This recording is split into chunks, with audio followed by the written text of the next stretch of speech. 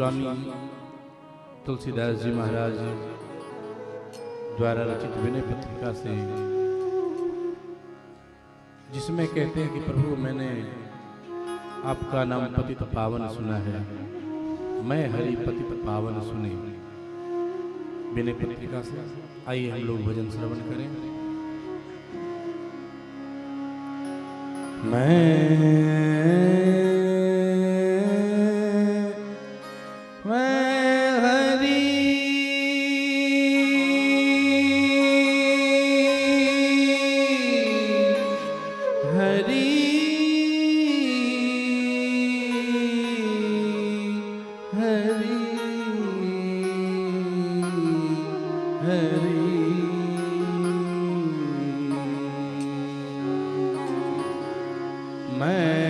हरि पतित पावन सुने, मैं हरि पतित पावन सुने, मैं हरि पतित पावन सुने, मैं हरि पतित पावन सुने, मैं हरि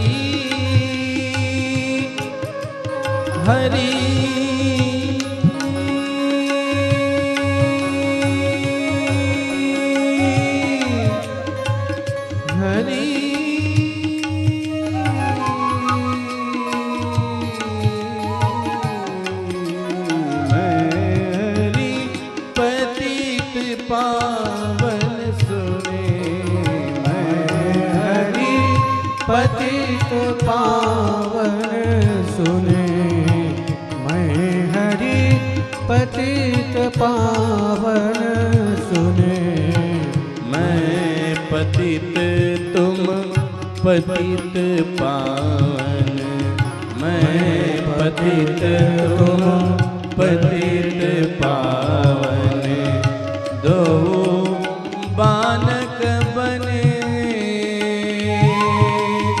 दो बालक बने, दो बालक बने, मैं हरि पतित पावन सुने, मैं हरि पतित पावन सुने, मैं हरि पतित पावन सुने।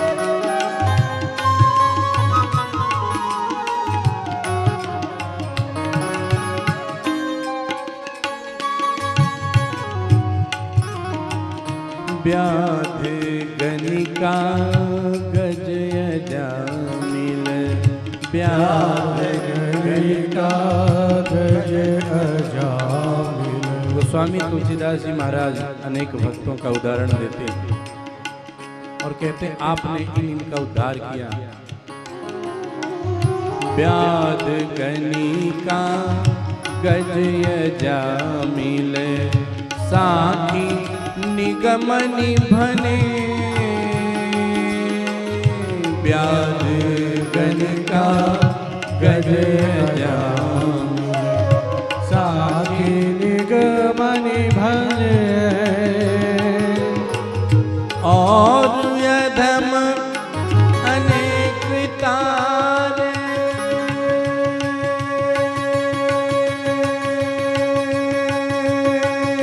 और यधम अनेक तारे, जात का पे गने, मैं हरि पतित पावन सुने, मैं हरि पतित पावन सुने।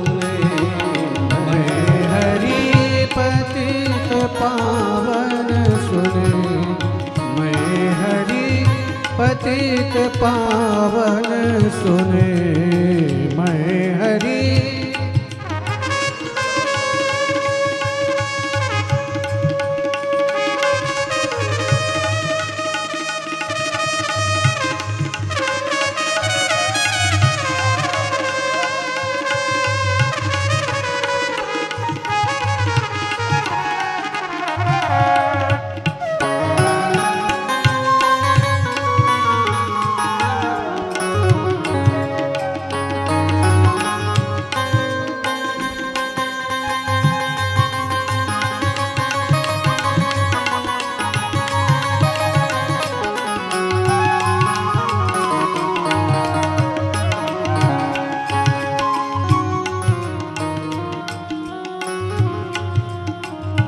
जानी नाम अजानी लीने।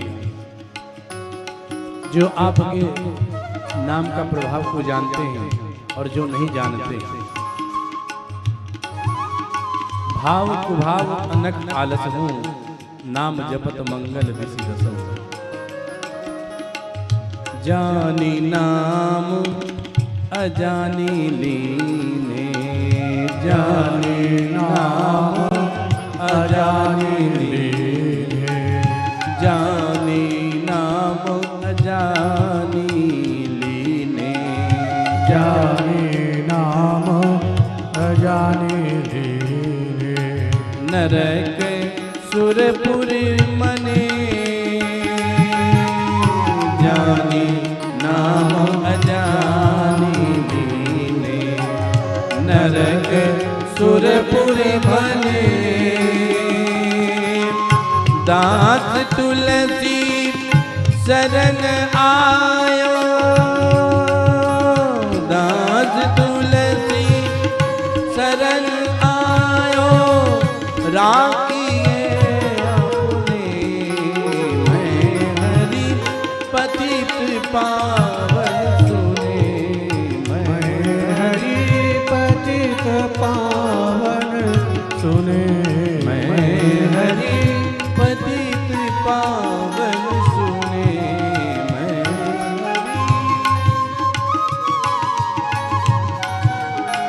मैं पतित तुम पतित पावन मैं पतित तुम पतित पावन। दो बानक बने, दो बानक बने, दो बानक बने मैं पतित पावन पतित पावन सुने मैं हरि पतित पावन सुने मैं हरि पतित पावन सुने मैं हरि पतित पावन पतित पावन पतित पावन सुने। बोलिए भक्तवत्सल भगवान की जय।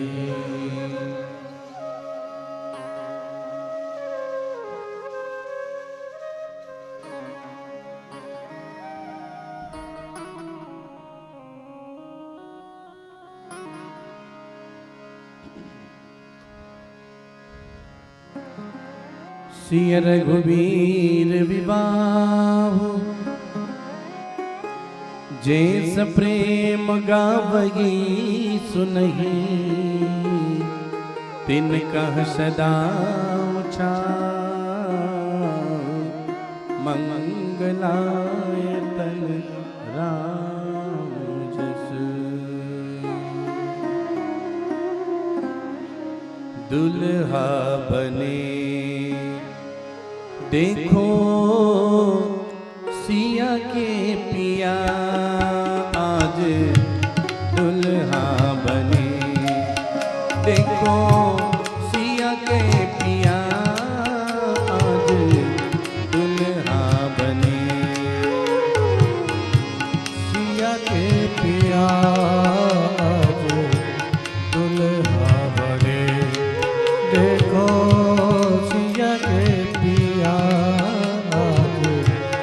दुल्हा बने दुल्हा बने हैं दुल्हा बने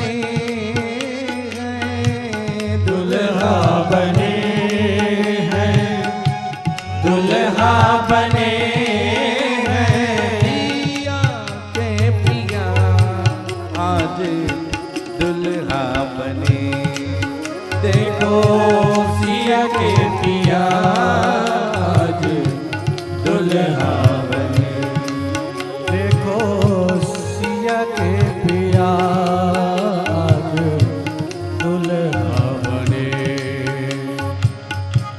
माथे मोर केसरिया जामा माथे मोर केसरिया जामा माथे मोर केसरिया जामा माथे मोर केसरिया जामा जुलफ जंजीर में जुलफ जंजीर में फांस दिया आज दुल्हा बने देखो सिया के पिया आज दुल्हा बने देखो सिया के पिया आज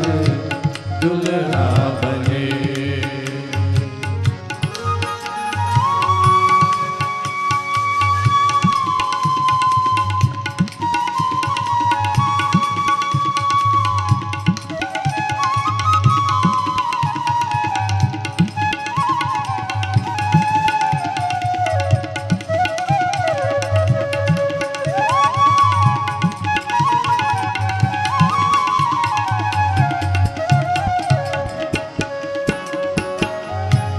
धन्य भाग्य निधि ले से लली को धन्य भाग मिथ ले से लली को धन्य भाग्य निधि ले से लली को धन्य भाग मिथ ले से लली को जिननी जबूज भरी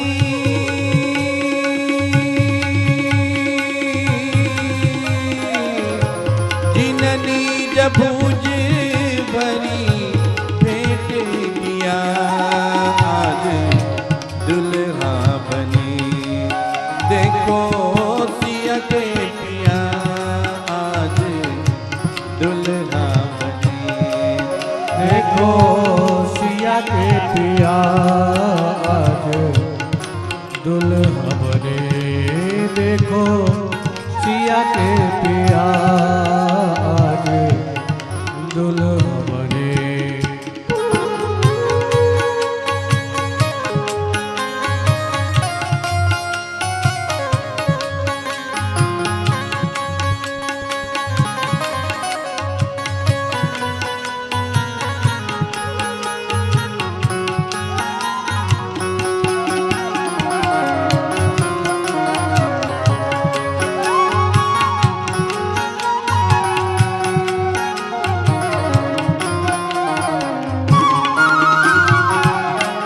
दंपति अलीन युगल रूप पे दंपति अलीन युगल रूप में दंपति अली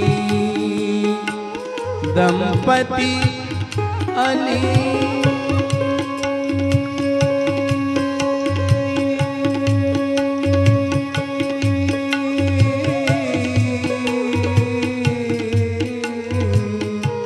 दंपति अलीन युगल रूप पे तन मन धन सब तन मन धन सब वारी पिया आज दुल्हा बने।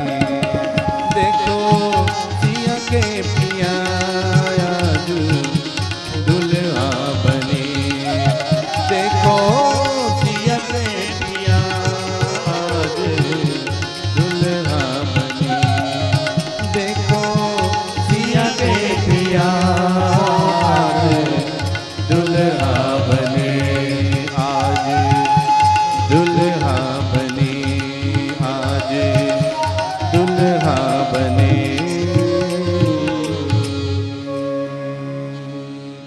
बोली सरकार की जय। श्री रामकिंकर विचार मिशन द्वारा आयोजित श्री रामकिंकर प्रवचनमाला का आज द्वितीय दिवस। परम पूज्यपाद महाराज श्री के चरणों में कोटिशाह वंदन। परम श्रद्धेय भाई जी के चरणों में प्रणाम निवेदित करती हूँ। आप सभी सुधी कथा रसिकों को प्रणाम। साधना और भक्ति के लिए जो तत्व सर्वोपरि है वह है समर्पण। साधक, शिष्य और भक्त का अपने आराध्य के प्रति समर्पण, ईश्वर के प्रति समर्पण और गुरु के प्रति समर्पण, अर्थात अपने स्व का अर्पण समर्पण है। श्री रामचरितमानस में सेवा धर्म के 3 वरेण्य पात्र हैं, श्री भरत जी, श्री लक्ष्मण जी और श्री हनुमान जी। भरत जी का सेवा धर्म निष्काम, निष्कलुक और छल कपट रहित है। भरत चरित का प्रसंग मानस के सेवा धर्म का हृदय है। आप और हम इन दिनों भरत चरित के विविध रूपों को सुन रहे हैं। अगले 5 दिनों तक आप भरत जी के चरित्र की और भी कथाएं सुनेंगे। आज सत्संग पूर्व प्रभु के श्री विग्रह और श्री रामचरित मानस के पूजन हेतु आमंत्रित करती हूँ सिंघानिया जी के परिवार को। श्री सत्यनारायण जी सिंघानिया, श्री शिव जी सिंघानिया, श्री पुरुषोत्तम जी सिंघानिया और उनके पूरे परिवार को।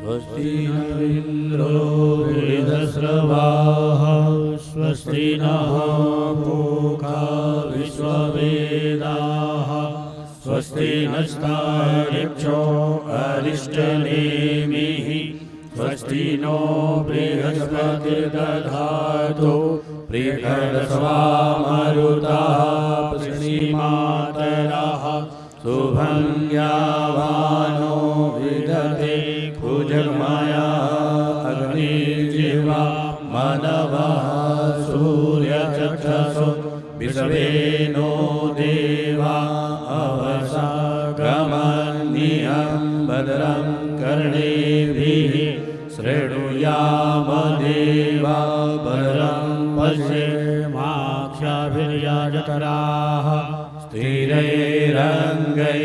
सुष्ठुवागुंसस्तनोभिर्व्यासे महिदेवहितं जगायुः शतमेन्दो शरदो अन्तिदेवा जठरा नक्षकरा जरसन्तनो नाम पुत्रासो जठरा पितरो भवन्ति मानो मदयारीर्गतायुर्गन्ध्योः अदितिर्गौरदितिरन्तरिक्षमदितिर्माता स पिता स पुत्राः विश्वे देवा अदितिः पञ्चजना अदितिर्जातमदितिर्जात्वम् द्योः सा शान्तिरन्तरिक्षगुं शान्तिः पृथिवी शान्तिरापः शान्तिरोषधयः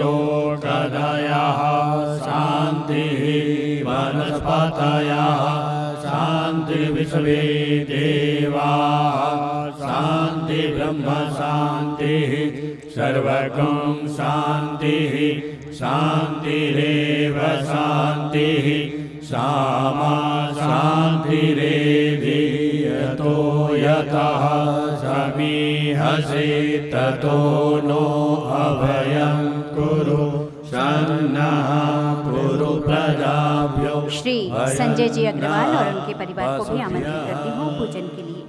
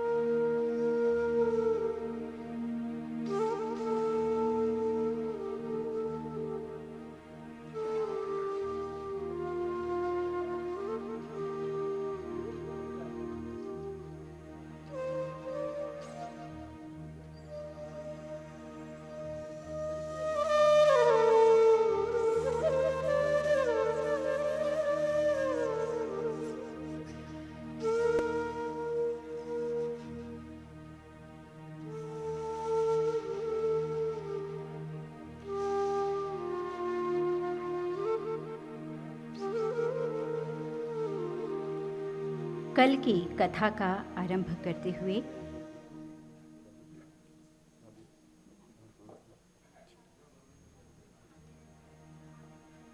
कथा पूर्व पूजन के क्रम के लिए मैं श्री सिंघानिया जी को आमंत्रित करती हूँ।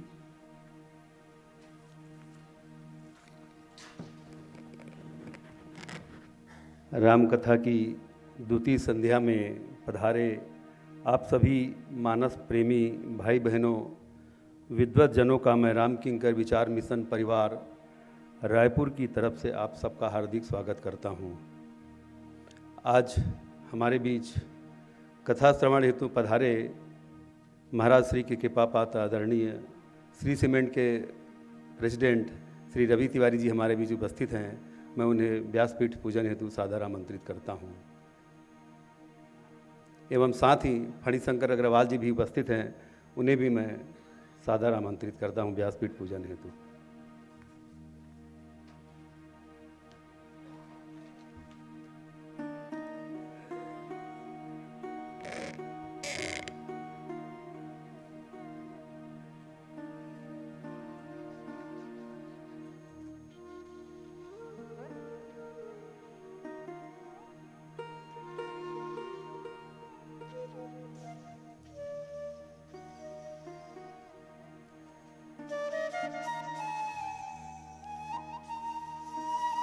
कल की कथा का आरंभ करते हुए परम श्रद्धेय भाई जी ने बताया अगम और सुगम के तात्विक अर्थ को समझाते हुए कहा, अगम तत्व मानस का मूल है।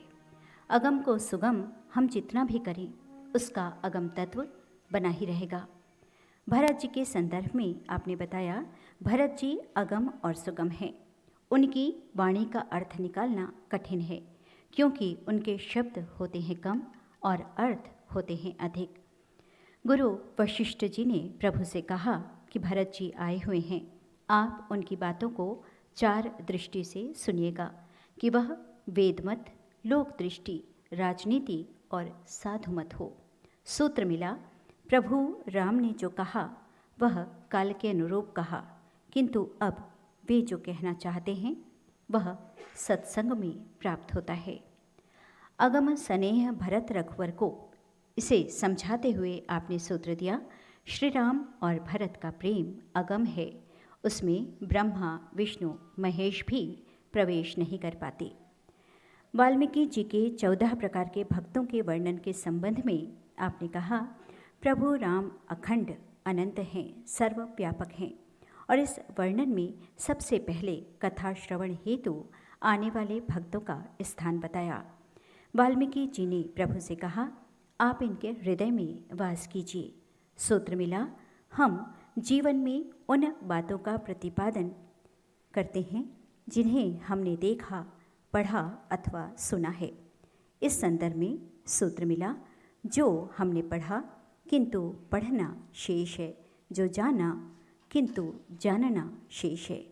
सूर्य, चंद्रमा, आकाश के अस्तित्व को समझाते हुए आपने सूत्र दिया, जैसे ये सभी अनंत हैं वैसे ही ईश्वर भी अनंत है। नचावन हारी शब्द को समझाते हुए आपने संकेत दिया, ब्रह्मा जी द्वारा उद्भव, विष्णु जी द्वारा पालन और शिव जी द्वारा संहार के पीछे भी ईश्वर की शक्ति निहित है। जीवन में हमारे द्वारा किए गए सत्कर्मों का उपयोग कहाँ से हो रहा है, इसे समझने पर ही धर्म को हम समझ पाएंगे। जीवन को अमृतमय बनाने का सबसे अच्छा तरीका प्रभु चरणों में चले जाना है। भक्ति में, कार्य में और समर्पण में निष्ठा का होना अनिवार्य है। विष और अमृत के संबंध में आपने संकेत दिया, जब भी अमृत का मंथन होगा पहले विष ही निकलेगा। अगर हम राम को हृदय में धारण कर लें तो हमें विश्राम मिलेगा, अन्यथा केवल विष ही प्राप्त होगा। संसार के संदर्भ में आपने संकेत दिया, संसार अपनी मान्यताओं पर चलता है। संसार से विमुख होकर हम किस उपादान के माध्यम से ईश्वर तक पहुँचेंगे। इसलिए सूत्र दिया, सद को प्राप्त करने के लिए असद को अपनाना ही होगा। विज्ञान के संदर्भ में आपने संकेत दिया, जीव और भगवान के बीच कोई दूरी नहीं है। स्वर्ग नरक सब कुछ यही है। जीव की जो पाने की इच्छा है वह वासना है, उसे जो प्राप्त है वह है कृपा।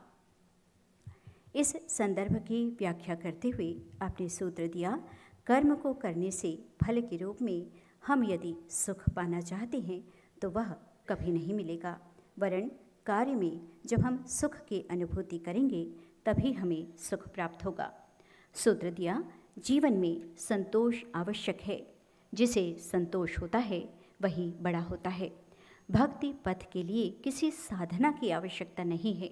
संकेत दिया, जब साधना की सीमा का हमें पता चल जाए, कृपा की परिधि वहीं से आरंभ होती है। भक्ति पथ, भक्ति का उपादान, भक्ति का लक्षण है सरल स्वभाव, मन में कुटिलता ना हो, त्यागी और संग्रही दोनों को जीवन में संतोष भी होना चाहिए। भरत जी के संदर्भ में आपने बताया कि भरत जी को अर्थ, काम, मोक्ष कुछ भी नहीं चाहिए। उन्हें तो प्रत्येक जन्म में प्रभु चरणों में रति ही चाहिए। सूत्र दिया, जो भीतर है उसे जब तक स्वीकार नहीं करेंगे तो भक्ति की दिशा में नहीं जा सकेंगे। भक्ति का सुख, मुक्ति का सुख शरीर के बगैर नहीं हो सकता। इसलिए प्रभु के चरणों में प्रीति, रति से ही जीवन में भक्ति का उदय हो सकता है। इन संदर्भों से कल की कथा की इतिश्री हुई। आज की कथा हेतु परम श्रद्धेय भाई जी को सादर आमंत्रित करती हूँ।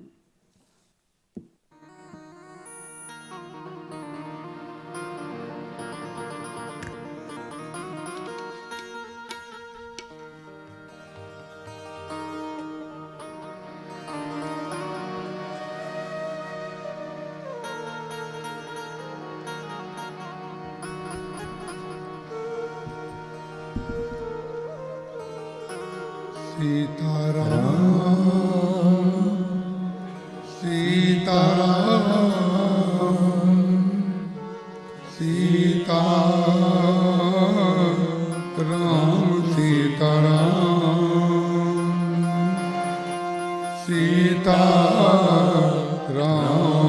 सीताराम सीताराम सीताराम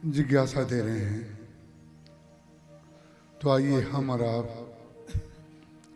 जो ध्यान आपको बताया गया मंगलाचरण में प्रवेश करने से पहले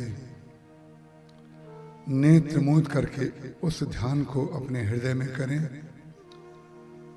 और मंगलाचरण में प्रवेश करके कथा कहने और कथा सुनने की भाव मुद्रा में सहयोगी बने।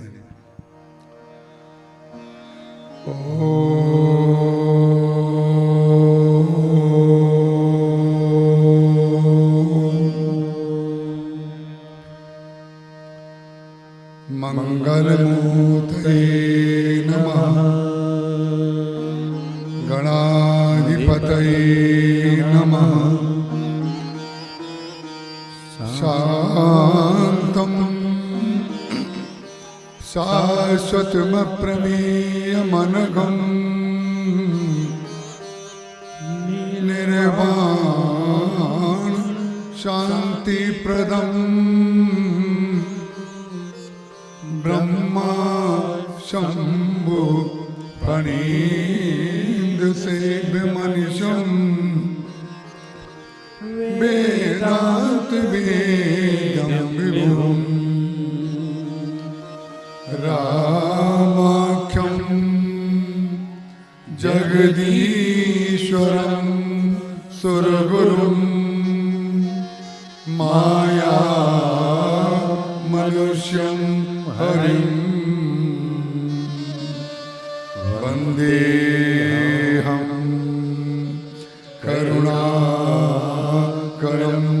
रघुवरं भूपालचूडामणिं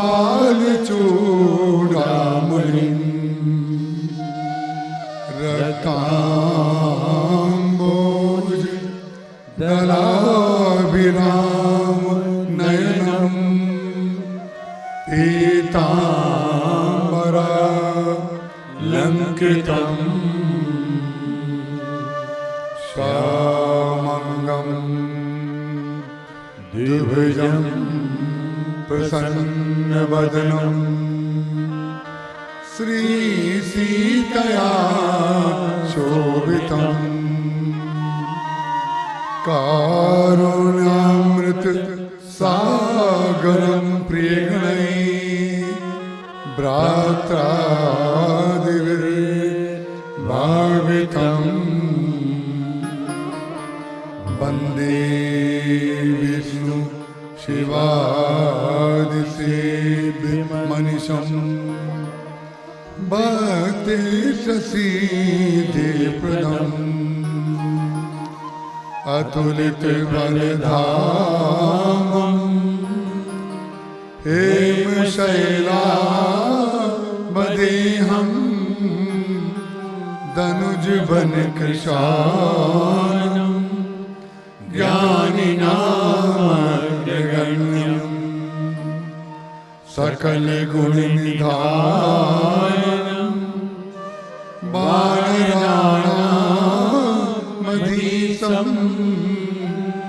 रघुपतिप्रियभक्तं वातजातं नमामि। गिरार्थचलबीच सम कैयत भिन्न न भिन्न बंदौ सीता राम पद जिनै परम प्रिय खिन्न जनक सुता जग जननी जानकी अतिशय प्रिय करुणा निधान की ताके युग पद कमल मनावो जासु कृपा निर्मल मति पावो। श्री गुरु चरण सरोज रज निज मन मुकुर सुधार बरनौ रघुबर विमल यशु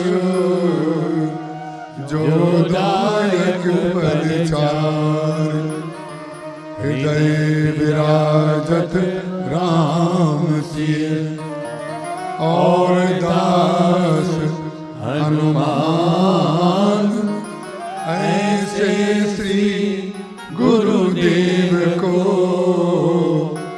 बारंबार प्रणाम। बोले सियावर रामचंद्र भगवान की जय। उमापति महादेव की जय। पवन सुत हनुमान की जय। गुरुदेव भगवान की जय। गंगा मैया की जय। नर्मदा मैया की जय। जय जय सीताराम।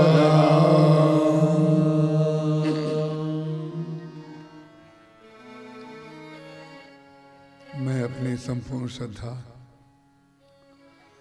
श्री रामचरितमानस गोस्वामी श्री तुलसीदास जी महाराज और अपने गुरुदेव के श्री चरणों में अर्पित करता हूँ।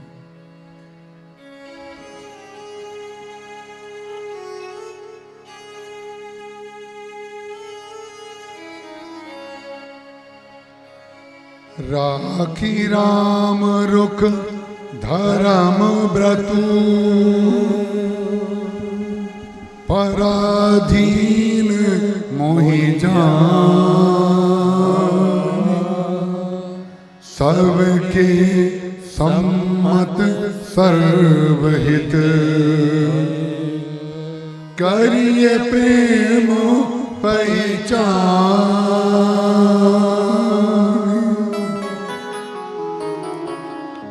भरत बचन सुनी देखी स्वभाव सहित समाज सराहत राव सुगम अगम मृदु मंजु कठोरी अरथु अमित अति आखर थोरे जो मुक मुकुर मुकुर निज पानी गही न जाई जस अद्भुत वाणी भूप भरत मुनि सहित समाजु गे विबुध कुमुद द्विज राजू सुनि सुधि सोच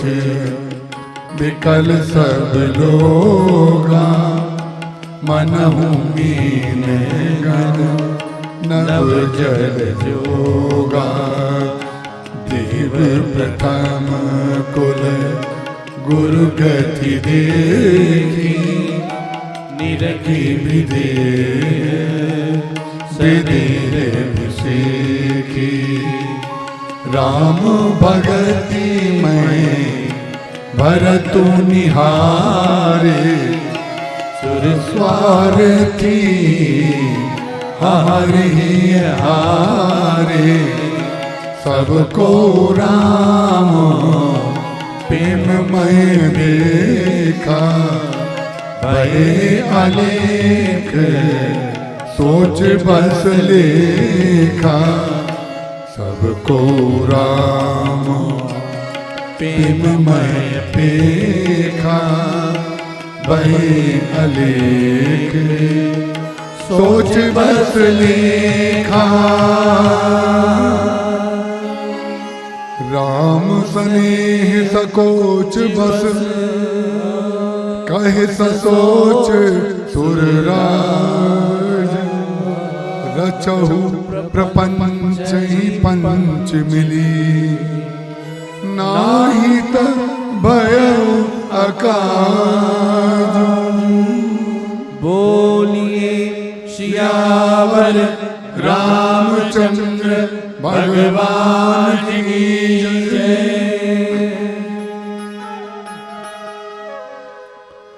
हरि अनंत हरि कथा अनंता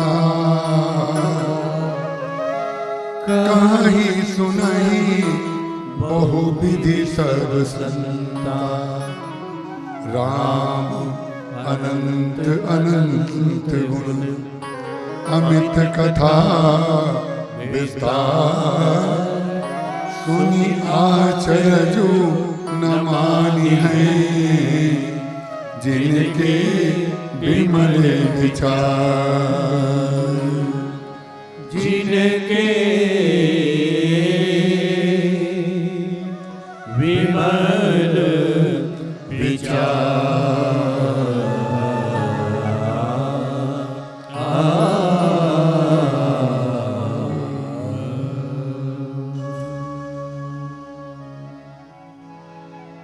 राम कथा रस के रसज्ञ पिपासु महानुभाव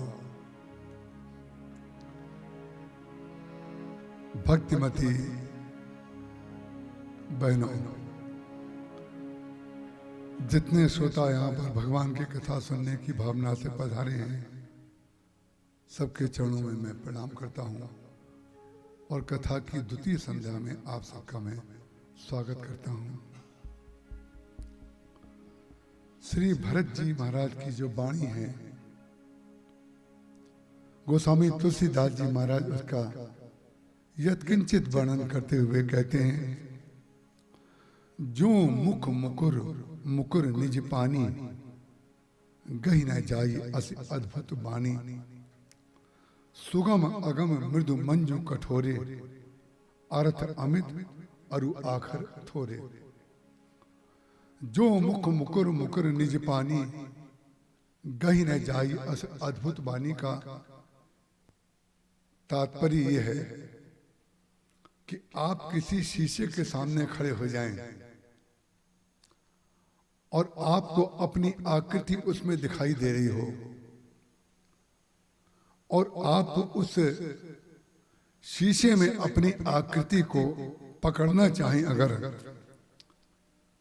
तो आप उस आकृति को पकड़ नहीं पाएंगे। उस आकृति को पकड़ने के लिए आपको एक कार्य करना पड़ेगा कि अपनी आकृति को पकड़ लीजिए और वो आकृति अपने आप आपके मुख को पकड़ लेगी। इसका तात्पर्य यह है कि भरत को जानने के लिए या तो राम को जान लीजिए या अपने आप को जान लीजिए। अपने आप को जान लेना भी भगवान को जानना है और भगवान को जान लेना भी अपने आप को जानना है।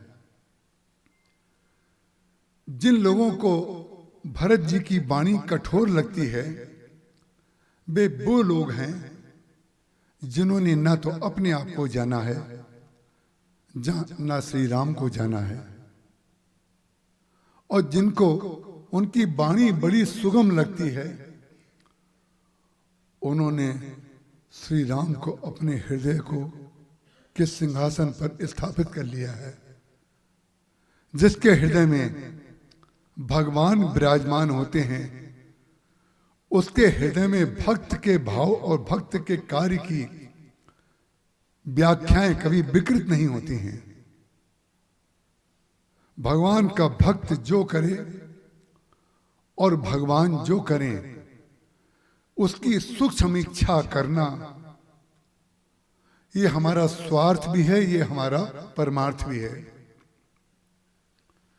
भक्तों के संदर्भ में ही हम आपको भक्त से भक्त को मिला करके आपको और समझाते हैं। श्री भरत जी महाराज की स्मृति किस भक्त ने प्रतिकूल परिस्थिति में की, उसको आप ध्यान से सुने। एक निवेदन आपके प्रति मैं बड़ी विनम्रता से कर दूं, जिनका टेलीफोन अभी स्विच ऑफ ना हुआ हो या साइलेंट ना हुआ हो, वो उसको कर लीजिए। कभी कभी याद नहीं रहता है, जेब में टेलीफोन रहता है और हमें स्वयं याद नहीं रहता कि हम आज टेलीफोन ले आए हैं। और यदि सामने की पंक्ति में किसी को बीच में जाना हो तो हम उनसे निवेदन करेंगे कि वे पीछे जाकर के बैठ जाएं। उसका कारण क्या है? कोई व्यक्ति बीच में अगर किसी से कुछ बात करता है या चलने की योजना बनाता है तो जाता बाद में है, जाने की योजना आधे घंटे पहले बनाना शुरू कर देता है, तो वो आधे घंटे तक हमको डिस्टर्ब करता रहता है। तो यद्यपि मुझे मालूम है आप में से कोई नहीं जाएगा, लेकिन भाई सबकी मति अलग होती है। सुगम अगम मृदु मंजू कठोरे, किसी को बात हमारी अच्छी लगे, किसी को कठोर लगे, क्या पता किसकी मनस्थिति कैसी है। अब हम आपको उसी बिंदु में ले जाते हैं। हम ये बात आपसे अपनी कमी के कारण कहते हैं, ये हमारी कमी है इसलिए आपको कह रहे हैं, क्योंकि हम कथा जो करते हैं वो कॉपी पेस्ट करके नहीं करते हैं, न हम कुछ याद करके आते हैं। जो यहां पर महाराज श्री बुलवाते हैं वो हमें स्वयं पता नहीं होता है। हमने आपको अभी ये कहा कि प्रतिकूल परिस्थिति में किस भक्त ने भरत जी की याद की। अब हमारे सामने एक बड़ा भारी साम्राज्य खड़ा हुआ है, उसी समय कोई व्यक्ति उठ करके चल दे तो परिणाम क्या होगा? हम कभी कभी विस्मृति हो जाती है कि हम क्या बात कह रहे थे, हमने कहां पर छोड़ा था। इसलिए आपका ये बड़ा भारी सहयोग होगा कि हमारी आप इस विनम्र प्रार्थना को स्वीकार करें। भरत जी महाराज ने किस भक्त के ऊपर प्रतिकूल परिस्थिति की समालोचना करने की कृपा की? रामचरितमानस में सबसे प्रतिकूल परिस्थिति यदि किसी भगवान के भक्त के ऊपर आई तो वो भक्त थे विभीषण। क्यों? भरी सभा में किसी के छाती पर चरण प्रहार किया जाए और वो भी उसके सगे भाई के द्वारा, कितना बड़ा अपमान किसी व्यक्ति को लगेगा। अरे कोई बात भी अगर किसी को कहनी है तो किसी को अलग अकेले में ले जाके कही जाती है। सार्वजनिक रूप से सामाजिक मर्यादा है कि सबकी भावना का ध्यान रखा जाता है, और वो भी तब जब विभीषण ने रावण के हित की बात कही थी, और हित भी जब किसी को अनहित लगने लगे तो समझ लीजिए राम उसके अंदर नहीं है। ये बात चरण प्रहार करने से पहले, चरण प्रहार जब हुआ उससे पहले विभीषण जी महाराज ने रावण से ये कहा था, सुमति कुमति सबके उड़ रहे हैं, कोई व्यक्ति ऐसा नहीं है जिसके अंदर सुमति और कुमति दोनों एक साथ ना रहते हो। नाथ पुराण निगम अस कहें, जहां सुमति तहां संपत्ति नाना, जहां कुमति तहां विपत्ति निधाना। अब आप ये समझ लीजिए, कथा करते समय इतना बड़ा त्याग करना पड़ता है। जहां सुमति तहां संपत्ति नाना, जहां कुमति तहां विपत्ति निधाना। मन होता है आज इसी पंक्ति पे कथा कर रहा हूं, लेकिन हमने विषय आधार दूसरा पकड़ा है तो हम इस पर रुकेंगे नहीं, आगे चले जाएंगे। उन्होंने कहा, तब उर्वशी कुमति विपरीता। हे मेरे भाई रावण, तुम्हारे हृदय में कुमति बस गई है। क्यों कुमति बस गई है? बोले हित अनहित जानो रिपुप्रीता। तुम्हें तुम्हारे कल्याण के लिए जो बात कही जा रही है वो बात भी खराब लग रही है। ये बहुत बड़ा सूत्र है, ध्यान रखिएगा। एक कथा कपोल कल्पित नहीं है, ये उपदेश भी नहीं है, ये जीवन शैली है। बोले जिसको अच्छी बात भी अच्छी ना लगे, समझ लीजिए इसके अंदर कुमति का वास हो गया। और कुमति का वास जब होता है तो ये मत समझिएगा कि जहाज तुरंत डूब जाता है। जहाज को डूबने में समय लगता है।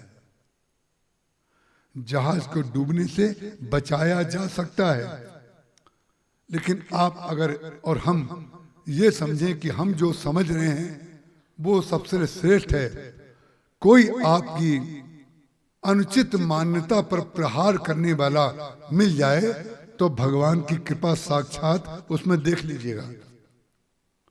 उसने चरण प्रहार कर दिया। चरण प्रहार करने के बाद विभीषण जी महाराज डांट फटकार, गाली पकड़ी, कुछ भी कर सकते थे वहां पर, लेकिन उन्होंने ऐसा कुछ भी नहीं किया। उन्होंने क्या किया? वही कार्य हमको और आपको करना चाहिए। शायद ही कोई व्यक्ति ऐसा हो जिसके जीवन में कभी बड़ी प्रतिकूल परिस्थिति ना आई हो, उसका कहीं अपमान ना हुआ हो, उसको कहीं निकाला ना दिया गया हो, लेकिन जिसको निकाला जाता है, जिसको गिराया जाता है, जिसको बाहर किया जाता है, उसका सबसे बड़ा दुर्भाग्य तब होता है कि जिसने गिराया है, जिसने निकाला है, वो अपना शेष जीवन उसके चिंतन में लगा देता है। उसके चिंतन से अलग होकर के अपनी शक्ति का उपयोग भगवान के चरणों में करे, उनके ध्यान में करे, तो लंका का राज्य उसको मिले बगैर नहीं रहेगा। जे पद परस तरी रिस नारी, चरण प्रहार रावण का छाती पे लगा और चरणों की याद आनी शुरू हो गई। यह है भगवान के भक्त की विशेषता। संसार में कोई ऐसा होगा कि भरी सभा में चरण प्रहार हुआ होगा और उसके मन में उसके प्रति द्वेष ना हो, लेकिन विभीषण जी महाराज जे पद परस तरी रिस नारी, जिन चरणों के स्पर्श करने से गौतम की पत्नी अहिल्या तर गई। जे पद परस तरी रिस नारी, दंडक कानन पावनकारी, जिन चरणों के स्पर्श के से दंड का रण जैसा वन जो है सुरम्य हो गया, आनंदमय हो गया। जे पद जनक सुता उर लाए, जिन चरणों को जनक जी की पुत्री सीता जी अपने चरणों में रखती हैं, अपने हृदय में रखती हैं।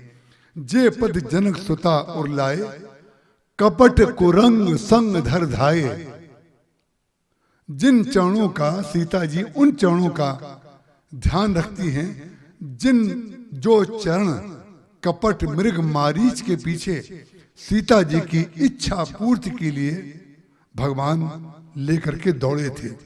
कपट कुरंग संग धर धाये, हर ओर शंकर जी के हृदय में, हर ओर सर सरोज पद जेई, भगवान शंकर जी के हृदय सरोवर में जो चरण हमेशा अभिषिक्त होते रहते हैं।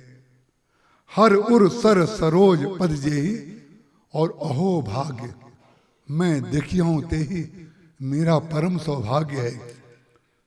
चरण प्रहार होने के बाद जिसको अपना सौभाग्य लग रहा है, ओहो भाग्य में देखियो ते ही, जिन पायन के पादुकन भरत रहे मन लाए। देखिए कितने घुमा करके भरत जी के पास पहुंचा गया। इसी को कहते हैं कथा। देखिए इतिहास जो होता है वो पोस्टमार्टम करता है, क्योंकि पोस्टमार्टम मुर्दे का होता है, और पुराण ऑपरेशन करते हैं क्योंकि ऑपरेशन जिंदा का होता है। और कथा जो भूत होता है उसको वर्तमान बना देती है। वर्तमान का तात्पर्य जो भूतकाल में हुआ वो सारी घटनाएं आपको ऐसी लगने लगे कि ये कथा तो हमारे जीवन का परम सत्य है, तो समझ लीजिए आपका कथा में प्रवेश हो गया। जे पद जनक सुता और लाए, कपट कुरंग संग धर धाये, हर उर सर सरोज पद जेही, ओ भाग्य में देखियो ते ही, जिन पायन के पादुकन, जिन चरणों की पादुकाओं को भरत रहे मन लाए, ते पद आज बिलो की हूं इन नयनन अब जाए। आज मैं उन चरणों को जाकर के देखूंगा, और जहां भगवान की स्मृति आई, भगवान के चरणों की स्मृति आई, तो रावण की विस्मृति स्वाभाविक रूप से हो जाएगी। भरत जी महाराज को जब भगवान ने अपनी पादुकाएं दी, तो भरत जी महाराज को यह लगना चाहिए कि हमारे प्रभु ने लकड़ी की जो पादुकाएं जो वे स्वयं लेकर के आए थे, भगवान जब अयोध्या से आए थे तो कोई चरणों में पादुका आदि नहीं थी। भरत जी महाराज सिंहासन, छत्र, मुकुट, सारे तीर्थों का जल और पादुकाएं और जितने राजसी वेश होते हैं, राजा को अभिषेक के समय वस्त्र धारण करने होते हैं, वे सारी की सारी सामग्री भरत जी महाराज लेकर के अयोध्या से चित्रकूट पहुंचे थे। जब वो वहां पहुंचे, भगवान ने लौटने की जगह उनको अपने चरणों की पादुका दे दी, और भरत जी को जब पादुका मिली तो उनको लगा कैसा, भरत मुदित प्रसन्न हो गए। जो उनके जन्म में जो जी की जन्म थी, देखे बिनु रघुवीर पद जी की जननी न जाए। जो भरत जी ने अयोध्या में कहा था कि बिना भगवान के चरणों को देखे मेरे जी की जननी नहीं जाएगी, और वो जी की जननी उसी समय समाप्त हो गई। क्यों? भरत जी महाराज प्रसन्न हो गए। भरत मुदित अवलंब लहे थे, अस सुख जस सिय राम रहे थे। उनको ऐसा सुख मिला, ऐसी प्रसन्नता मिली कि जैसे दोनों पादुकाएं नहीं, जैसे सीता जी और राम जी हमारे सिर पर लेकर के चल रहे हैं। और सीता राम जी किसको अनुभव हो रहे हैं? लकड़ी की पादुका है, और लकड़ी की पादुका में उनको भगवान राम साक्षात अनुभव हो रहे हैं। तो जब साक्षात अनुभव हो रहे हैं तो परिणाम क्या हुआ? जो भगवान सामने बैठे हुए हैं उनके मन में कभी ये भाव नहीं आया कि हमें पादुकाएं दे दी, हमारे साथ में चलते। भरत जी महाराज, सारी दुनिया ये जानती है कि अयोध्या से चित्रकूट जो श्री भरत गए थे, वो भगवान राम को लौटाने के लिए गए थे। सब लोग यही जानते हैं। हम आपको कल हमने सूत्र रूप में बातें कही थी, और अगले जो दिन हैं उसमें जो सूत्र मैं कल बोल चुका हूं उसी की व्याख्या आपके सामने मैं प्रस्तुत करूंगा। भरत जी महाराज ने एक बार भी चित्रकूट जाकर के ये नहीं कहा कि यदि आप नहीं चलेंगे तो हम अपने प्राणों का परित्याग यहीं पर आपके सामने कर देंगे। अगर वो ये करते तो वो वर्तमान युग के जो धरना देने वाले लोग हैं, धरना देने वाले लोग ऐसी जगह बैठते हैं जहां से पीछे पर्दे में से भोजन आ सके। पर्दे को कटवा लेते हैं 12 इंच, उसमें से रात में से कोई पास करता रहता है और उसका वो उपयोग करते रहते हैं। क्यों उपयोग करते रहते हैं? हम प्राण दे देंगे अगर आप ऐसा नहीं करेंगे। ध्यान रखिएगा, जिस समय आप कोई प्रतिज्ञा करते हैं उसी समय वो प्रतिज्ञा आपको अहम में स्थापित कर देती है। जिस समय आप कोई प्रतिज्ञा करते हैं तो वो प्रतिज्ञा आपको उसी समय अहम में स्थापित कर देती है, और आप अपने लक्ष्य को भूल जाते हैं, केवल अहम पूर्ति में ही लगे रह जाते हैं। भरत जी महाराज अहम से सर्वथा मुक्त हैं, इसीलिए भगवान से उन्होंने ना कहा, ना लौटने के लिए कहा, न आग्रह किया न धरना किया। बोले क्यों? यदि भरत जी महाराज भगवान से ये कहें कि हम धरना दे देंगे, हम प्राण दे देंगे, आप चलिए, इसका तात्पर्य क्या है? ध्यान रखिएगा, जो व्यक्ति किसी के प्रति श्रद्धा, प्रेम, समर्पण रखता है वो अपनी मान्यता को कम से कम 10 दिन छोड़ दे, 10 दिन, और 10 दिन हमारी बात मान के देख ले कि अपनी प्रेमास्पद से कभी अनुबंध मत करिए। ना जाने कितने प्रेमी लोग अपने प्रेमास्पद को संकोच में और मानसिक कष्ट में डाल करके उन्हें पता ही नहीं होता है कि आप अनुबंध मत करिए, क्योंकि प्रेम में अनुबंध होता ही नहीं है। प्रेम में तो केवल समर्पण होता है। अगर भरत जी महाराज ये कहते कि हम अपना प्राण दे देंगे यदि आप नहीं चलेंगे, तो मालूम है भगवान राम ने तो स्वयं कहा, भरत कहें सो किए भलाई, अस कही राम रहे अरगाई। जो भरत कहेंगे आज मैं वो ही मानूंगा। अब तो बहुत अच्छा अवसर था भरत जी के पास कि जब भगवान राम स्वयं कह रहे हैं, लेकिन भरत जी तो तब बोले जब भरत जी हों। अरे भरत जी तो भगवान की वो बांसुरी हैं जिसको भगवान बजाते हैं, और भरत जी तो भगवान की वो बांसुरी हैं जिसमें 7 छिद्र हैं, 7 छिद्र। छिद्र का तात्पर्य कौन से छिद्र? जैसे किसी के चरित्र में को कहे इनके चरित्र में छिद्र है, तो ये चरित्र की कमी मानी जाती है। लेकिन भरत जी को दूसरा व्यक्ति क्या कहे, उससे पहले ही भरत जी महाराज, श्री भरत ने जितनी कमी अपने चरित्र में देखी है, रामचरितमानस में कोई पात्र ऐसा नहीं है जिसमें अपनी कमी इतनी बड़ी मात्रा में उन्होंने बताई हो। यद्यपि जन्म कुमाते, यद्यपि मेरा जन्म कुमाता कैकेयी जी के पेट से हुआ है, यद्यपि जन्म कुमाते मैं सठ, मैं दुष्ट हूं, सदा सदोष, एक पल भी, एक दिन भी ऐसा नहीं हुआ जिस दिन मेरे द्वारा कोई दोष और अपराध ना हुआ हो। जिससे अपराध मन वचन कर्म में नहीं होता है, वो मन वचन कर्म में अपने अपराध दिन भर देखता रहता है। लेकिन अपने को अपराधी, अपने को दोषी बनाने वाले व्यक्ति की अगर कोई व्यक्ति अपने में ही दोष देखता रहेगा तो वो दीन हो जाएगा, पलायनवादी हो जाएगा, भक्ति से विरत हो जाएगा। केवल अपने में दोष देखना पर्याप्त नहीं होता है, अपने में दोष देखने के साथ साथ भगवान में गुण देखे, तब उसके जीवन में दोष देखने की सार्थकता आएगी।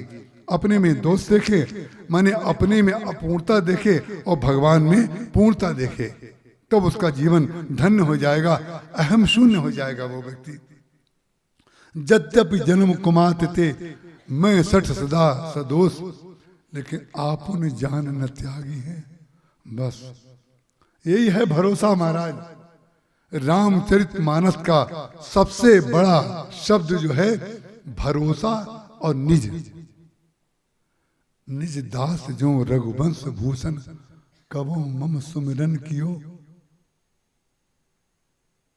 जब भगवान हनुमान जी महाराज भरत जी के पास अयोध्या में जाते हैं तो एक ही प्रश्न, बस एक प्रश्न, और कोई अनुबंध नहीं, मात्र एक ही प्रश्न हनुमान जी से करते हैं, निज दास जो रघुवंश भूषण, कबो मम सुमिरन कियो।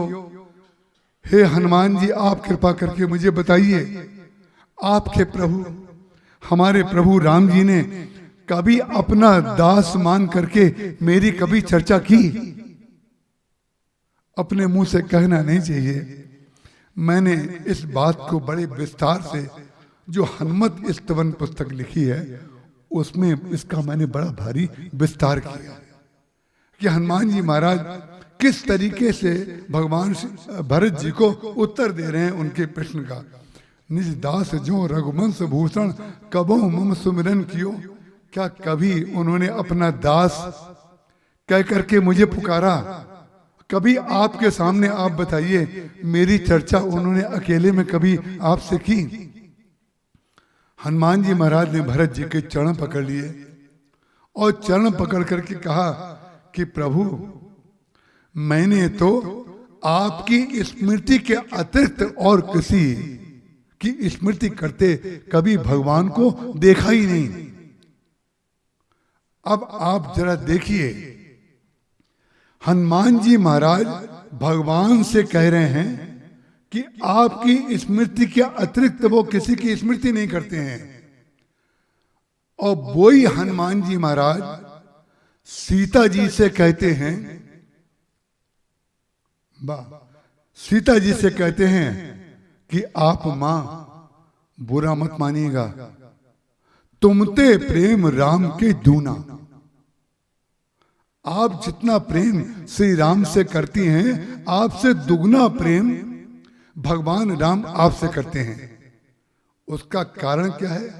ये भाषा हनुमान जी महाराज जो बोलते हैं वो कौन सा भक्त बोल सकता है जो अपने प्रेमास्पद के हृदय की बात जानता हो? अपने प्रेमास्पद से अपने अनुबंध की पूर्ति कराना सांसारिक दृष्टि से आपके अहम की पूर्ति कर सकता है कि मैंने जैसा चाहा वैसा मैंने उनको करने के लिए बाध्य कर दिया। ये हमारी प्रेम की उनके प्रति प्रेम और समर्पण की विशेषता है। लेकिन ध्यान रखिएगा, ये विशेषता आपको अकेले सुख दे सकती है, लेकिन आपके प्रेमास्पद को संकोच में डाल सकती है। भरत जी महाराज ने इसीलिए नहीं कहा कि आप चलिए लौट करके, क्योंकि यदि मैं कह दूंगा तो उनके अंदर जो है बांसुरी में अगर अपना कोई स्वर हो तो हमारे चंद्राकर जी जो बजा रहे थे वो अभी बज के दिखाए। वो जब तक वो हाथ में नहीं उठाएंगे तब तक वो नहीं बजेगी। जब तक भगवान राम नहीं बुलवाएंगे तब तक भरत बोल ही नहीं सकते। क्यों? भरत हृदय श्री राम निवासु, तां कि तिमिर जहां भानु प्रकाशु। जिसके हृदय में भगवान राम श्री सीता जी साक्षात विराजमान रहते हैं, और किन किन के हृदय में? हनुमान जी के हृदय में। प्रणमो पवन कुमार खल वन पावक ज्ञान घन, जासु हृदय आगार बसई राम सर चाप धर। तो हनुमान जी महाराज जहां जहां पर अतिशयोक्ति अलंकार का प्रयोग करते हैं, और जहां जहां पर लक्ष्मण जी महाराज अतिशयोक्ति अलंकार का प्रयोग करते हैं, और जहां जहां पर भगवान का कोई भी भक्त अतिशयोक्ति अलंकार का प्रयोग करता है, तो उसका कारण यह है कि अतिशयोक्ति अलंकार के बगैर भक्ति का परिपाक होगा ही नहीं। लंकिनी कहती है हनुमान जी महाराज से, प्रविष्ट नगर कीजिए सब काजा। मैं कह चुका हूं कि मोबाइल की ओर देखना बंद करिए, और जो मोबाइल की ओर देखता है मैं उसकी ओर देखना बंद कर देता हूं। तो बजाय कि पूरा हॉल समझ जाए कि मैं किसकी ओर नहीं देख रहा हूं, तो मैं आपसे फिर निवेदन करता हूं कि मुझे डिस्टर्ब मत करिए। जो कर रहा हो मोबाइल को बंद करिए, अपने कोट के अंदर वाली जेब में डाल लीजिए।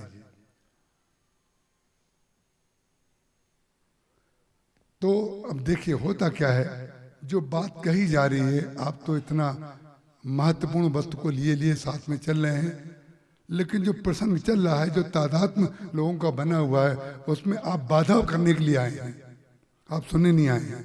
जो व्यक्ति ऐसा कर रहा है मैं उसको बाधक तत्व मानता हूं, वो बाधा देने आया है। जब हम अपनी प्रतिज्ञा पूर्ण करने के लिए अपने प्रेमास्पद को बाध्य कर देते हैं, तो मैं अतिशयोक्ति अलंकार की जो बात कर रहा था, लंकनी हनुमान जी से कहती है प्रविश नगर कीजय सब काजा, लेकिन वही सूत्र है हृदय राख कौशलपुर राजा।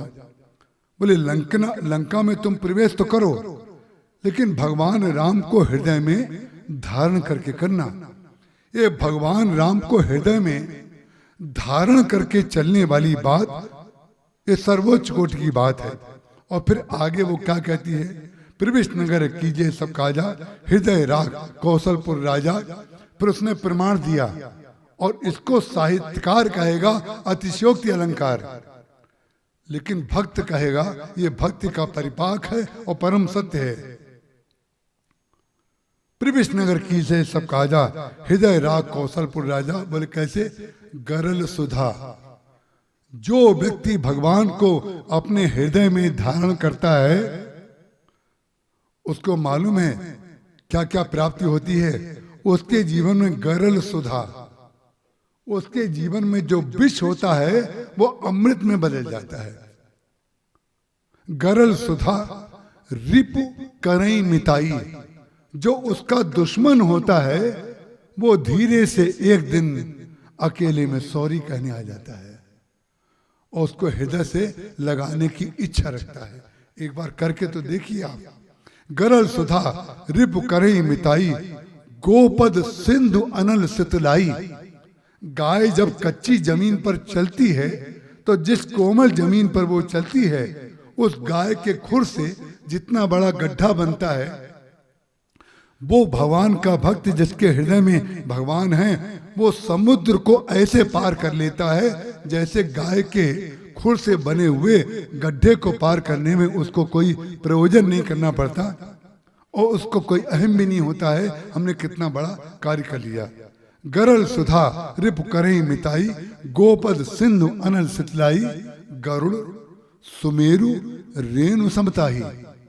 सुमेरु पर्वत उसके लिए, सुमेरु पर्वत के पार उसको जाना हो तो उसके लिए इतना सरल हो जाता है जैसे एक बालू के कण को आप लांग करके निकल जाएं और आपको पता भी नहीं चलेगा कि हमने कोई बड़ा कार्य कर दिया। गरुड़ सुमेरु रेणु समताही, राम कृपा कर चितवा जाही। भगवान ने अपनी कृपा दृष्टि से अगर किसी को देख लिया तो उसके जीवन में ये हो जाता है। तो भगवान की जो बांसुरी हैं वो हैं भरत जी महाराज, और उस बांसुरी का सर्वश्रेष्ठ श्रोता कौन है? भगवान जिस बांसुरी को बजाते हैं उसका कोई श्रोता भी तो हो। बजाने वाला बांसुरी को बजा रहा हो और श्रोता कोई ना हो तो वो अपने आनंद के लिए बजाएगा, उसको सुख मिलेगा, लेकिन श्रोता कोई सुन रहा हो तो और भी आनंद हो। भगवान की बांसुरी के श्रोता हैं लक्ष्मण जी महाराज,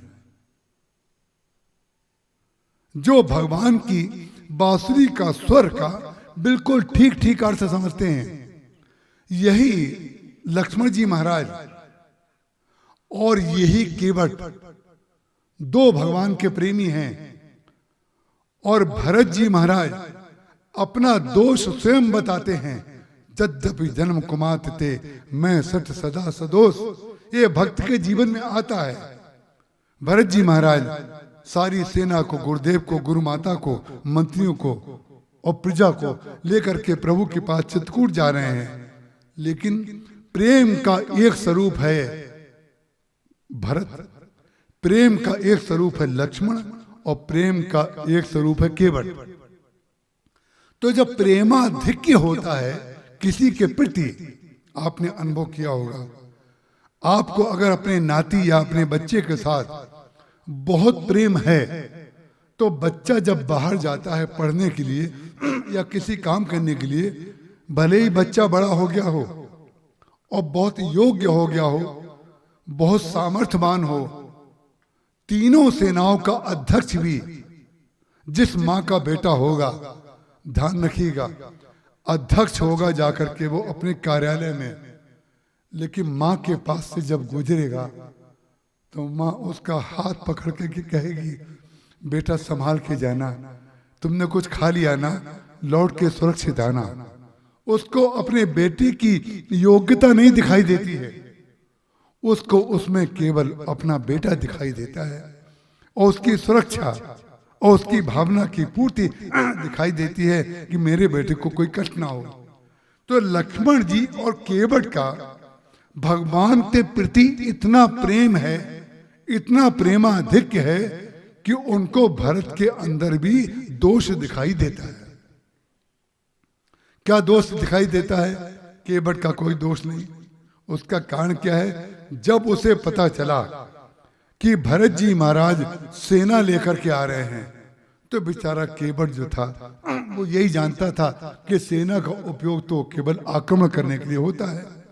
अगर भरत हमारे प्रभु श्री राम के साथ लड़ाई करने जा रहे हैं, उनसे लड़ने जा रहे हैं, सेना को लेकर के जा रहे हैं, तो आज मैं केवट निषाद राजगुहु ये संकल्प करता हूं कि मैं आज अपने समाज के साथ भरत के ऊपर चढ़ाई कर दूंगा और भरत को भूमिगत करके ये बता दूंगा कि भगवान राम के सेवक में कितनी ताकत होती है।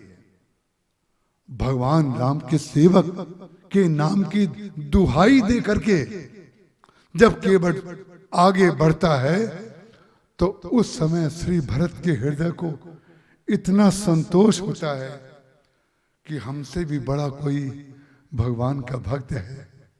हम जिन प्रभु के पास जा रहे हैं उनके नाम की दुहाई देकर के कोई हमसे लड़ने वाला है, इसका तात्पर्य है हमारे प्रभु बिल्कुल सुरक्षित हैं। ये प्रेम है। और अहंकारी व्यक्ति अगर होता कोई भक्त तो कहता हम तो भगवान अपने भैया के प्रति इतना प्रेम रखते हैं और ये हमारे और भगवान राम के प्रति संबंधों को जानता नहीं है और अपनी शक्ति का नाप नहीं जानता है और अपनी सेना से कहते अरे चित्रकूट में राम राज्य बाद में बनेगा, पहले जरा इसको सबक सिखा दें। संसार के लोग यही तो करते हैं कि हमसे भिड़ने चले हो, हम भगवान राम के इतने बड़े भक्त। लेकिन विचित्र बात है, भरत जी महाराज ने केवट को हृदय से लगा लिया। केवट को जो मैं आपसे कह रहा था, जिसके हृदय में भगवान होंगे और जो प्रतिक्रिया में और जो कष्ट में प्रतिकूलता में भगवान की कृपा देखेगा, उसको अपनी ओर से कुछ करना ही नहीं पड़ेगा, उसको तो केवल हृदय का उपयोग करना है। हृदय से लगाया और जहां केवट को हृदय से लगाया तो परिवर्तन किसके ऊपर हुआ? परिवर्तन हो गया वशिष्ठ जी के ऊपर, क्योंकि वशिष्ठ जी धर्म ग्रंथों के बड़े भारी ज्ञाता और धर्म ग्रंथों में जातिगत भेद भी लिखा हुआ है। और जातिगत भेद जहां पर लिखा हुआ है उसमें उसकी दृष्टि से केवट नीची जाति का है। और जो वशिष्ठ जी महाराज ने ग्रंथों का अध्ययन किया है, पढ़ा है और पढ़ाया है और जो निर्णय दिए हैं उसके अनुसार भरत ऊंचे हैं और केवट नीचा है। लेकिन ऊंच नीच की हमने आपको कल ग्रंथों को पढ़ने और समझने की बात कही थी। इसीलिए मैं हमेशा कहता हूं श्रोता वो सर्वश्रेष्ठ होते हैं जो रोज आते हैं। उसका कारण क्या है? पहले क्या कहा गया? कोई भी व्यक्ति एक दिन में तो सब बात कह नहीं पाएगा, तो छोटे छोटे मैंने कल कहा भी, आपको संकेत दिया था। आज मैं नींव खोद रहा हूं, उसको मजबूत करूंगा। कल से मैं नींव के पत्थर ऊपर उठाना शुरू करूंगा। तो कल वाली जो मेरे उस वाक्य का अर्थ आप आज जोड़ सकते हैं कि जो ज्ञान है, जो धर्म है, वो ग्रंथों से पढ़ा जाता है। ज्ञान और धर्म सब ग्रंथों में लिखा हुआ है, ग्रंथों में पढ़ा जाता है, ग्रंथों में पढ़ाया जाता है। लेकिन ध्यान रखिएगा, सा विद्या या विमुक्त है, जो पढ़ाया गया है आप उससे भी ऊपर उठ जाएं, वो उसका चरम फल है। चरम फल कैसे है कि जैसे किसी गुरु ने किसी बच्चे को इंटर कॉलेज में 12 क्लास तक पढ़ाया हो और वो आगे जाकर के बहुत उच्च कोटि की शिक्षा को प्राप्त करने के बाद आईएएस बन जाए, कोई ऊंची शिक्षा को प्राप्त कर ले, तो वो जो गुरु होगा इतना प्रसन्न होगा कि ये बच्चा मेरा पढ़ाया हुआ है। सच्चा गुरु जो होता है ना, वो अपने शिष्य के प्रति जैसे अपने से प्रेम करता है, उतना ही प्रेम अपने शिष्य से करता है, और उसका यश देख करके उसको अपना यश दिखाई देता है कि मेरा यश हो रहा है ये। क्यों? उसने कहा कि इस शिष्य ने हमारे पढ़ाए हुए सूत्र से भी ऊपर उठ गया। क्योंकि पढ़ाने की, सिखाने की, बोलने की, सुनाने की कोई सीमा थी, लेकिन इंटर कॉलेज से निकलने के बाद पोस्ट ग्रेजुएट भी तो होता है, फिर उसमें जाइए, उसमें जाने के बाद फिर उसमें से भी निकलिए। आप जब तक मुक्ताकाश में नहीं चले जाएंगे, जब तक आप व्यापक नहीं हो जाएंगे, जब तक आप अखंड नहीं हो जाएंगे, जब तक आपका हृदय और मस्तिष्क और आपका कर्म एक रूपता को प्राप्त नहीं हो जाएगा, तब तक हमारी जो उलझन है धर्म ग्रंथों को लेकर के और बोलने वालों को लेकर के, मान्यताओं को लेकर के, वही बनी रहेगी। जब वशिष्ठ जी महाराज ने देखा, अरे ये तो भरत जी महाराज ने केवट को हृदय से लगा लिया, तो उन्हें न्याय का ग्रंथ जो था, जो स्मृति का ग्रंथ था, उसको उन्होंने बंद कर दिया। बोले आज से हम जाति से ऊपर उठ गए। जाति की देखिए, ये समाज ऐसा है, अपनी मान्यताएं, अपना ज्ञान, अपनी समझ, क्षुद्र समझ को रामचरितमानस में आरोपित करता है। ढोल गमार, शूद्र पशुनारी, सकल ताड़ना के अधिकारी बोल बोल करके लोग अपनी भक्सान निकालते हैं। उनको दिखाई ही नहीं पड़ता है, केवल एक लाइन। उनसे कहो रामायण की कोई लाइन याद है? इस संसार में हिंदी जानने वाला एक भी व्यक्ति ऐसा नहीं होगा जिसको ढोल गमार, शूद्र पसनारी, सकल ताड़ना के अधिकारी याद ना हो। बाकी चौपाइयां उनसे पूछो कोई और याद है तो कुछ याद नहीं है। उसका कारण क्या है? कूट मंडूक लोग जो होते हैं ना, कूट मंडूक, जिनको ना सुनना है, ना पढ़ना है, ना समझना है। अरे जाति का मंडन पूरे रामचरितमानस में नहीं किया गया है। जब वशिष्ठ जी महाराज ने स्मृति का पन्ना बंद कर दिया, बोले स्मृति की सीमा थी, एक सीमा तक। जैसे एक क्लास में बच्चा होता है तो उसको ये की तो कहेंगे ये एक क्लास में पढ़ता है, तो 5वीं क्लास में पढ़ने वाले की तुलना में एक क्लास में पढ़ने वाला व्यक्ति कम ज्ञानी हुआ कि नहीं? लेकिन एक क्लास में जो बच्चा पढ़ रहा है उसको जब ये कहा जा रहा है कि एक क्लास का विद्यार्थी है, तो क्या उसका अपमान है? नहीं। लेकिन ये मालूम है कि एक क्लास का बच्चा ही इन सारे क्लासों को पार कर जाएगा। तो क्रमिक रूप से जब विभाजन किया जाता है, देखिए गोरे व्यक्ति का नेगेटिव काला होता है और काले व्यक्ति का नेगेटिव गोरा होता है। जो पहले, आजकल तो नेगेटिव सिस्टम ही खत्म हो गया कि पहले रील से जो फोटो खींचे जाते थे उसमें नेगेटिव बनाया जाता था, फोटो भी दिया जाता था, नेगेटिव भी लिफाफे में साथ में रख के दे दिया जाता था।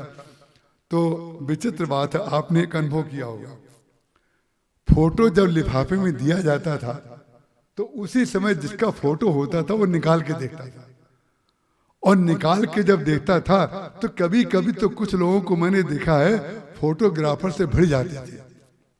क्यों भिड़ जाते थे? तूने मेरा चित्र बिगाड़ दिया।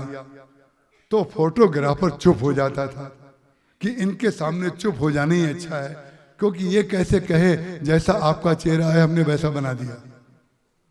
ये कहने का मतलब तो लड़ाई हो जाएगी। उसका कारण क्या है? नेगेटिव। नेगेटिव जो होगा, जो व्यक्ति हमेशा नकारात्मक बात सोचेगा उसका मन वैसा ही बना रहता है। वो सुनेगा भी वैसा ही, करेगा भी वैसा ही, सोचेगा भी वैसा ही, सब वही करता रहेगा।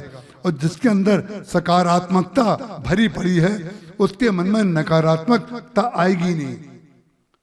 आप किसी भी काम को करने के लिए चलें तो चलते समय आप आनंद में भर करके अगर चलेंगे, हर्षित होकर के चलेंगे, तो पूरी संभावना है कि आपका काम हो जाएगा। और शुरू से ही लेकर के चले, देखते हैं करके होगा कि नहीं होगा। एक हमने देखा, महाराज जी बड़ी विनोद की बात करते थे। पुरुषोत्तम भैया उनको जानते हैं, डॉक्टर साहब भी जानते हैं, नाम नहीं लूंगा उनका। एक सज्जन ने अपनी फैक्ट्री जो है वो लगाई, और लगाने के बाद महाराज जी के पास बम्बई में आए, उड़ीसा के रहने वाले। उन्होंने लगाई फैक्ट्री, लगाने के बाद उसको मिलाने के लिए महाराज जी से लाए, जिसको मैनेजर रखा। तो महाराज जी ने सब, उन्होंने कहा ये हमारे कंपनी के मैनेजर होंगे, इनका नाम ये है। तो महाराज जी ड्रिल करे बगैर नहीं रहते थे। महाराज जी ड्रिल जो करते थे वो बोल के करते थे। मैं ड्रिल जो करता हूँ वो आंखों से करता हूँ, क्योंकि अब तो लेप्रोस्कोपी का हो गया है जमाना। पहले ओपन करना पड़ता था, डॉक्टर के सामने डॉक्टर की बातें याद आ गई। पहले हर चीज में ओपन होता था, आजकल तो बस 3 छेद बनाए, एक में से कैमरा डाला, एक में से, और तीनों छेदों में से पूरा ऑपरेशन। तो हम जो हैं आंखों से ऑपरेशन करते हैं। तो महाराज जी ने ये पूछा, आप इससे पहले कहाँ थे? क्योंकि उनकी उम्र कम से कम 50 प्लस तो लगी रही थी, और 60 और 50 के बीच में थे। तो उन्होंने कहा कि इससे पहले मैं वहाँ था। तो महाराज जी ने कहा कि जहाँ आप थे उसका क्या हुआ? बोले कंपनी बंद हो गई। तो महाराज जी ने ठीक है, उससे पहले कहाँ थे? उन्होंने कहा हम 3 जगह थे, स्वयं बता दिया। महाराज जी ने कहा 3 जगह कहाँ थे? तो जो पहली बताई वो बंद हो गई, दूसरी बंद हो गई, तीसरी में सरकार का कोई ऑब्जेक्शन हो गया पर्यावरण का, इसलिए वो फेल हो गया। तो महाराज जी ने उनसे अलग बुला के कहा, बोले इनको नाश्ता कराओ भाई। हमको जलपान लगाने के लिए कहा, खस्ता कचौड़ी चटनी मिठाई बर्फी, हम उसको पिलाने में लग गए। महाराज जी ने उनसे कहा, जो 3 कंपनियों को बंद करा के आया है वो तुम्हारी कंपनी चलाएगा? ये ध्यान रखिएगा। जो नकारात्मक आदमी जिसका बैकग्राउंड यही है, और जिसका बैकग्राउंड ध्यान रखिएगा, जो उसका पीछा क्या है, उसने क्या क्या किया है। हम तो जमीन में चपरासी आप हमें दे दीजिए, अगर चपरासी में कोई गुण हमें दिख गया तो उस चपरासी को आगे कर दूंगा। उसका कारण क्या है? किसी व्यक्ति के अंदर कौन सा गुण है उसकी आंखों में पता चल जाता है। वो थोड़ी देर आपसे बातें करेगा, बातें करके आपके अंदर सकारात्मकता को भर देगा, और कुछ लोग अपना ज्ञान थोप करके नकारात्मकता आपके अंदर भर देते हैं। इसलिए नकारात्मकता जो व्यक्ति भरता है, मैं उससे कहता हूं कि हमने तुम्हारी बात को टटर बंद कर दिया, अब हम इस विषय पे बात नहीं करेंगे। अब इसके बाद जब सकारात्मक होना तो हमें एक शब्द में केवल बोलना कि हमने ये निर्णय किया है। उसका कारण क्या है? आपकी जीवन की नकारात्मकता, आपका विशिष्ट ज्ञान हमें पता नहीं, सुनने की उसकी आवश्यकता है नहीं। इसलिए सकारात्मक दृष्टिकोण, जिस समय हम प्रतिज्ञा करते हैं उस समय हमारी जो प्रतिज्ञा है वो हमें अहम में ले जाती है। भरत जी की अपनी कोई प्रतिज्ञा नहीं है। जो व्यक्ति उनको मारने के लिए कह रहा है, जो युद्ध करने के लिए कह रहा है, उसको वो गले से लगा रहे हैं। उसी समय वशिष्ठ जी ने कहा, जातिगत भेद समाप्त, अब जाति की बात नहीं। वही वशिष्ठ जी महाराज जब गए चित्रकूट में, तो चित्रकूट में जाने के पश्चात जब उन्होंने देखा कि भरत जी और राम का जो मिलन हुआ, भरत जी महाराज जानते हैं, श्री राम जानते हैं, वशिष्ठ जी भी जानते हैं कि राम अगर सामने मिल जाएं तो सबसे पहले वो प्रणाम करेंगे अपने गुरुदेव को। वो अच्छी तरह जानते हैं अपने शिष्य का स्वभाव। लेकिन आज वो वाला शिष्य अपने गुरु को सबसे पहले प्रणाम नहीं कर रहा है। एक सज्जन ने हमसे पूछा कि जो प्रणाम का क्रम है, वो प्रणाम का क्रम जो है बड़ा व्यतिक्रम जैसा लगता है, किसने किसको प्रणाम किया, किसने किसको आशीर्वाद दिया। तो हमने कहा कि प्रणाम में अगर क्रम रहे, इसका तात्पर्य हम मर्यादा का पालन कर रहे हैं और हम बुद्धि में बैठे हुए हैं। लेकिन जहां पर बुद्धि हो ही नहीं, जहां मन हो ही नहीं, जहां चित्त हो ही नहीं, जहां अहंकार बचा ही ना हो, बोले अंतःकरण चतुष्टय में जब कोई संस्कार बचा ही नहीं, तो परिणाम क्या हुआ? भरत जी महाराज और भगवान राम संसार में लोग जब मिलते हैं तो ये पूछते हैं कि आप कैसे हैं, तब ठीक होना। भरत को में रास्ते में कोई तकलीफ तो नहीं हुई? अगर भगवान राम ये पूछते, ये सारे प्रश्न बौद्धिक होते हैं। जो हम आपसे पूछते हैं, आप हमसे कहते हैं, हम पूछते हैं सबसे कैसे हैं, वो कहते हैं अच्छे हैं, बस। लेकिन 1 घंटे के बाद बात करने के बाद पता चलता है कि कितने अच्छे हैं। पहला उत्तर तो यही दिया जाएगा तिवारी जी कि हम अच्छे हैं, लेकिन बाद में 1 घंटे के बाद एक एक करके पत्ता गोभी के पत्ते जब खुलेंगे तब पता चलेगा कि ओरिजिनल क्या निकला, अंदर जो मूल क्या है। तो मूल तो निकलता है दुख, लेकिन दुख कब तक व्याप्त होता है? बोले जब तक मन है, जब तक बुद्धि है, जब तक चित्त है, जब तक अहंकार शेष बचा हुआ है, तब तक हमारी और आपके बीच में बातें होती हैं। लेकिन जहां मन, बुद्धि, चित्त और अहंकार की सत्ता समाप्त हो गई, तब क्या हुआ? को कुछ कहे न को कुछ पूछा। ना भगवान राम ने भरत जी से कुछ पूछा, ना भरत जी ने भगवान राम से कुछ पूछा। को कुछ कहे न को कुछ पूछा। क्यों? बोले प्रेम भरा मन गति अति छूछा।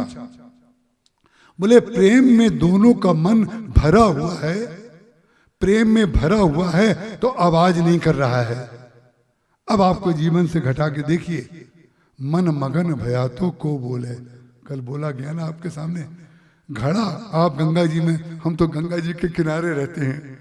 आज ही मैं डॉक्टर साहब से चलते समय, शायद अभी 1 घंटे पहले की बात है, अचानक कोई भाव मन में आया और उस भाव का जहां हमने उसको देखा, क्योंकि भाव जो होता है पहले दृश्य का विषय होता है, ध्यान रखिएगा, पहले वो दिखाई होता है। इसीलिए ऋषि मुनियों को मंत्र दृष्टा कहा गया है, उनको दृष्टा कहा गया है। वो भाव दिखता है, फिर भाव आपको सुनाई देता है, फिर वो धारण हो जाता है। मैं बात कर रहा था डॉक्टर साहब से, तो वो उन्हें आश्चर्य भी हो रहा था कि बात कर रहे हैं मुझसे और सोच रहे हैं कुछ और जहां वो भाव आया, श्रुति का विषय बना, धारण हुआ, तो मेरे मुंह से एक बात निकल आई गंगा जी की स्तुति की। मैंने कहा डॉक्टर साहब, गंगा जी ने मुझे बहुत दिया है, क्योंकि मैं उस समय ये तो कह नहीं सकता कि कौन सा भाव आया है। भाई थोड़ा सा डिस्टेंस तो रखना पड़ता है ना, सब कुछ खोल देंगे तो कथा क्या करेंगे फिर, तो कमरे में ही कथा पूरी हो जाएगी। तो जो बात यहाँ कहनी है उसको कमरे में कैसे कहा जाए। तो मैं जो बताना चाहता हूँ आपको, हमने गंगा जी में देखा है कई महात्मा लोग अपना कलश और घड़ा लेकर के आते हैं, उसमें भरते हैं, दिन भर गंगा जी का सेवन करते हैं। तो जब वो घड़ा डुबाते हैं या सुराही डुबाते हैं तो उसमें एक आवाज होती है, good good good good good good. और जब वो घड़ा भर जाता है, सुराही भर जाती है, कलश भर जाता है, तो आवाज बंद कर देता है। आवाज बंद करने के बाद जब आप उसको उठाते हैं, घड़े भरे हुए घड़े को, तो वो छलकता है। पहले आवाज करेगा, फिर भरेगा और बाद में छलकेगा। जब प्रेम छलकने लगे तो प्रेम छलकने का प्रमाण क्या है? बोले जो वशिष्ठ जी गुरु जी आए हैं वो प्रेम में डूब गए, सब लोग प्रेम में डूब गए, तो माने कौन देखे किसको पहले प्रणाम किया। लेकिन हम तो रामायण में प्रणाम में भी ये प्रश्न बाकी रहता है, पहले गुरु जी को प्रणाम क्यों नहीं किया। तुम्हारी बुद्धि जिंदा है, भरत जी की बुद्धि जिंदा नहीं रहती है। जिसकी बुद्धि जिंदा है वो तर्क वितर्क किया करे, लेकिन भरत जी महाराज ने जो है वो तो सीधे साष्टांग लेट गए। पाही नाथ के ही पाही गुसाई, भूतल परव लकुट की नाई, बोले जैसे डंडा लाठी जमीन पे गिर जाती है ऐसे गिर गए। को कुछ कहे न को कुछ पूछा, प्रेम भरा मन गति अति छूछा। बोले प्रेम में जो भर जाता है वो अनुबंध की बात करेगा कहां। प्रेम में अनुबंध जब जब हुआ है तो आगे चल करके दुर्घटना हुई है, मैं उसका दृष्टा हूं, मैं उसका साक्षी हूं। कुछ लोग उसको समझ भी रहे होंगे। प्रेम में अनुबंध नहीं होता है। दशरथ जी के ससुर जी महाराज कैकेयी, उन्होंने अनुबंध किया था कैकेयी जी से आप विवाह कर लीजिए, लेकिन उन्होंने कहा कि आप विवाह कर लेंगे। दशरथ जी महाराज कैकेयी जी के सौंदर्य पर मुग्ध हो गए। उन्होंने कैकेयी नरेश से कहा हम कैकेयी के साथ विवाह करना चाहते हैं। उसका कारण एक मनोवैज्ञानिक कारण उसका ये भी है कि कौशल्या जी और सुमित्रा जी के द्वारा कोई पुत्र उत्पन्न नहीं हुआ था, कोई संतति नहीं हुई थी, तो उनके मन में ये भावना थी कोई संतति हो तो संभवतः हमें ये पसंद भी है, उनके साथ हम विवाह कर लें।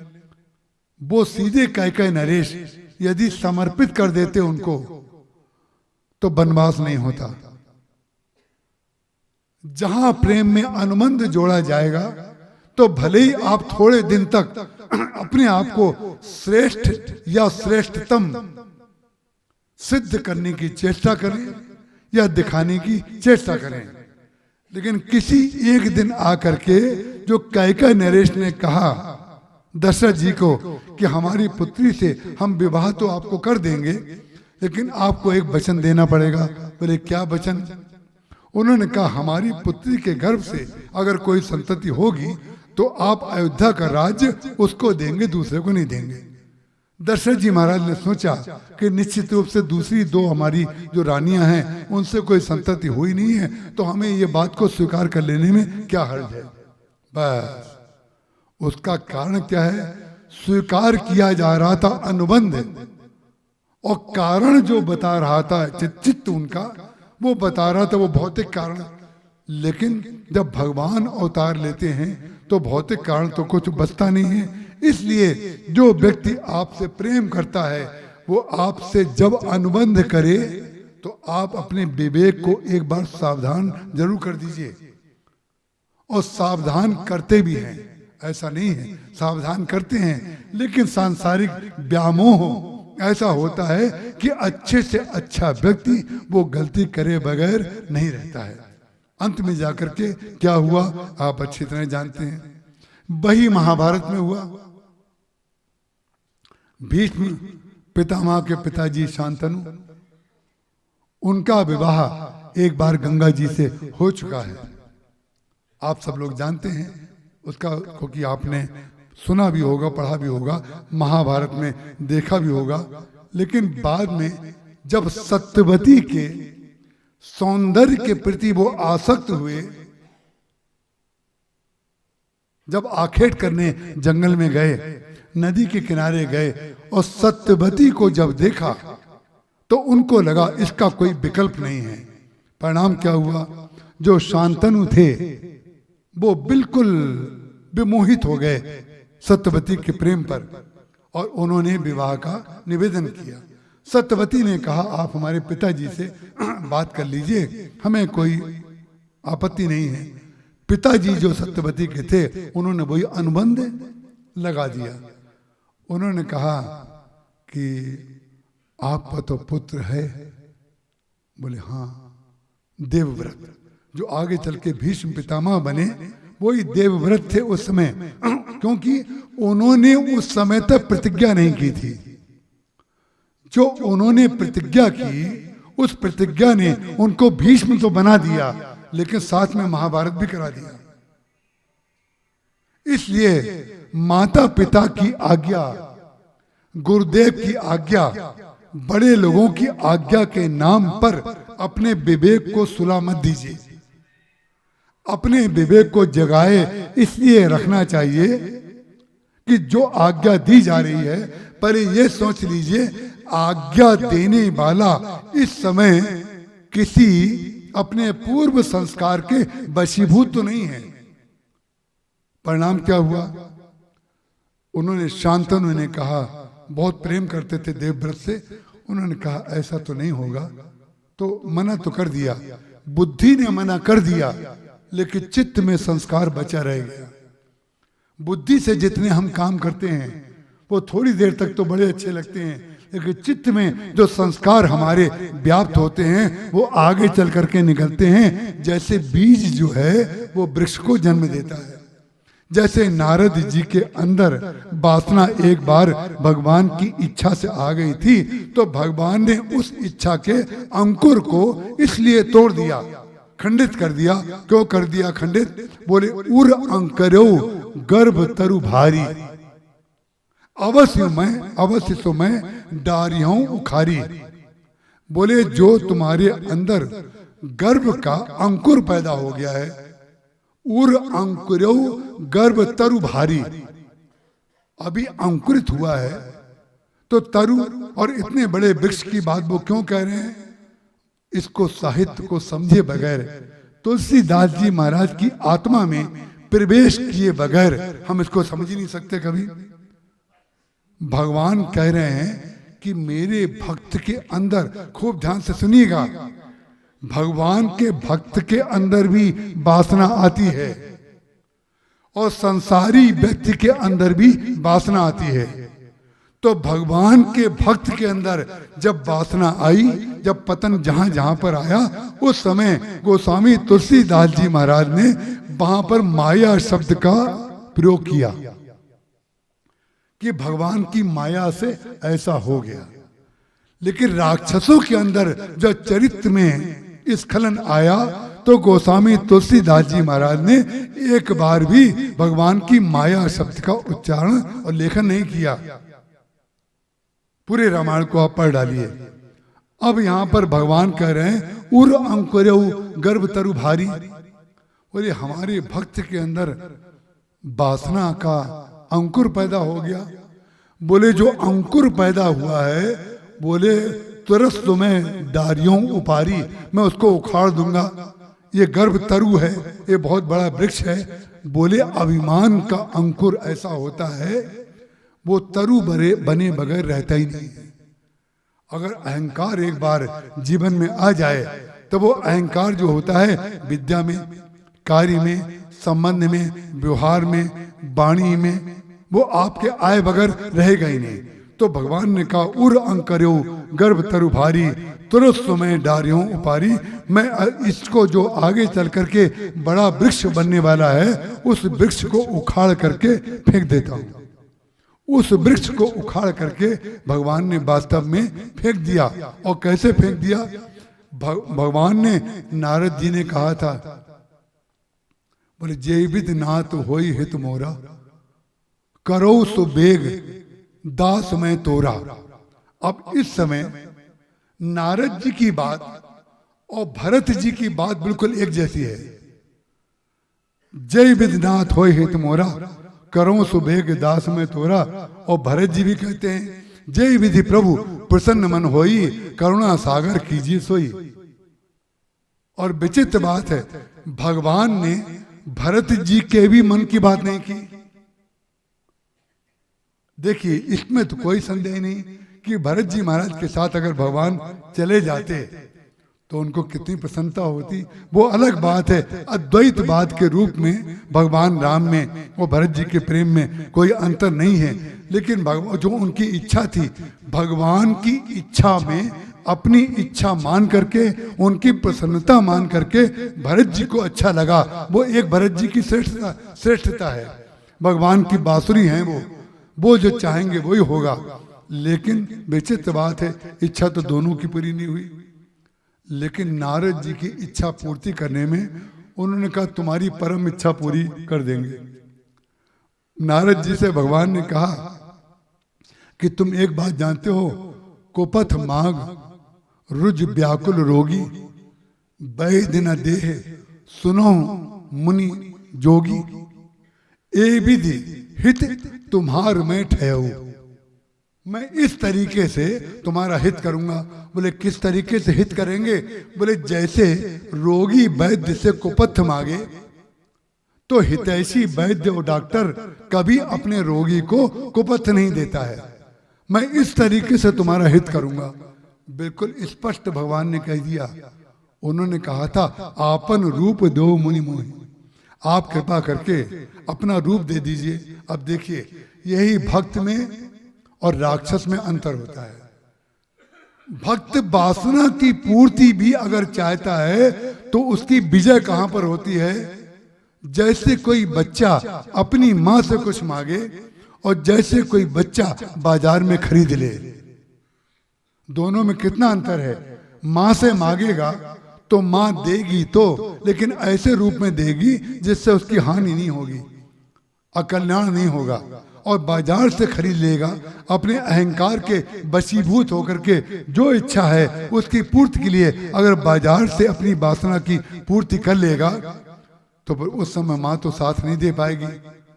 तो उन्होंने कहा आपन रूप दो प्रभु मोहि, आनी भांत नहीं पावो ओही, और कोई रास्ता मैं जानता ही नहीं हूं। बस ये वाक्य जो था यही सबसे बड़ी पूंजी बन गया नारद जी का। बोले और कोई रास्ता मैं जानता ही नहीं हूं। भगवान अंदर अंदर मुस्कुराए, बोले यही तो तुम्हारी विशेषता है कि तुम जो मांगते हो मुझसे मांगते हो। और अंत में जाकर के भगवान ने उनको बंदर बना दिया, और बंदर बनाया और विश्व मोहिनी के साथ वो विवाह करने के लिए चले गए। और वो समझ रहे हैं कि भगवान ने हमें अपना रूप दे दिया है, सर्वश्रेष्ठ सुंदर हो गया हूं। लेकिन विचित्र बात है, बंदर बनाया लेकिन नारद जी को भी पता नहीं था कि हम बंदर हैं। और जितने बाकी लोग थे उनको किसी को वो बंदर दिखाई नहीं दे रहे थे। ये बहुत बड़ी बात है, ध्यान रखिएगा। भगवान के भक्त के हृदय में जब वासना आती है तो भगवान की इच्छा से आती है। कौन सी इच्छा से आती है? बोले चरित करत नर अनुहरत संस्कृत सागर सेतु। भगवान अपने भक्त को जैसे जादूगर अपना जो जमूरा होता है उसका गर्दन काट के दिखाता है, उसका पेट काट देता है, 3 भाग कर देता है। लेकिन जब जादू पूरा होता है तो जब चादर उठाता है उसके बाद वो लड़का जमूरा जो कहते हैं उठ करके खड़ा हो जाता है। तो भगवान के भक्त के अंदर क्यों हो जाता है खड़ा खड़ा? सीव की चाप सकै कोटासु, बड़ रखबार रमापति जासु। जिसका हाथ गुरु ने पकड़ लिया है, जिसका हाथ भगवान ने पकड़ लिया है, थोड़ा बहुत भ्रमित परेशानी में बेचारा पड़ सकता है, लेकिन अंत में जाकर के भगवान उसका हाथ पकड़ के खींच लेंगे। जैसे भगवान राम ने नारद जी की रक्षा कर ली। नारद जी महाराज विश्व मोहिनी क्या गए, स्वयंवर सभा लगाई गई।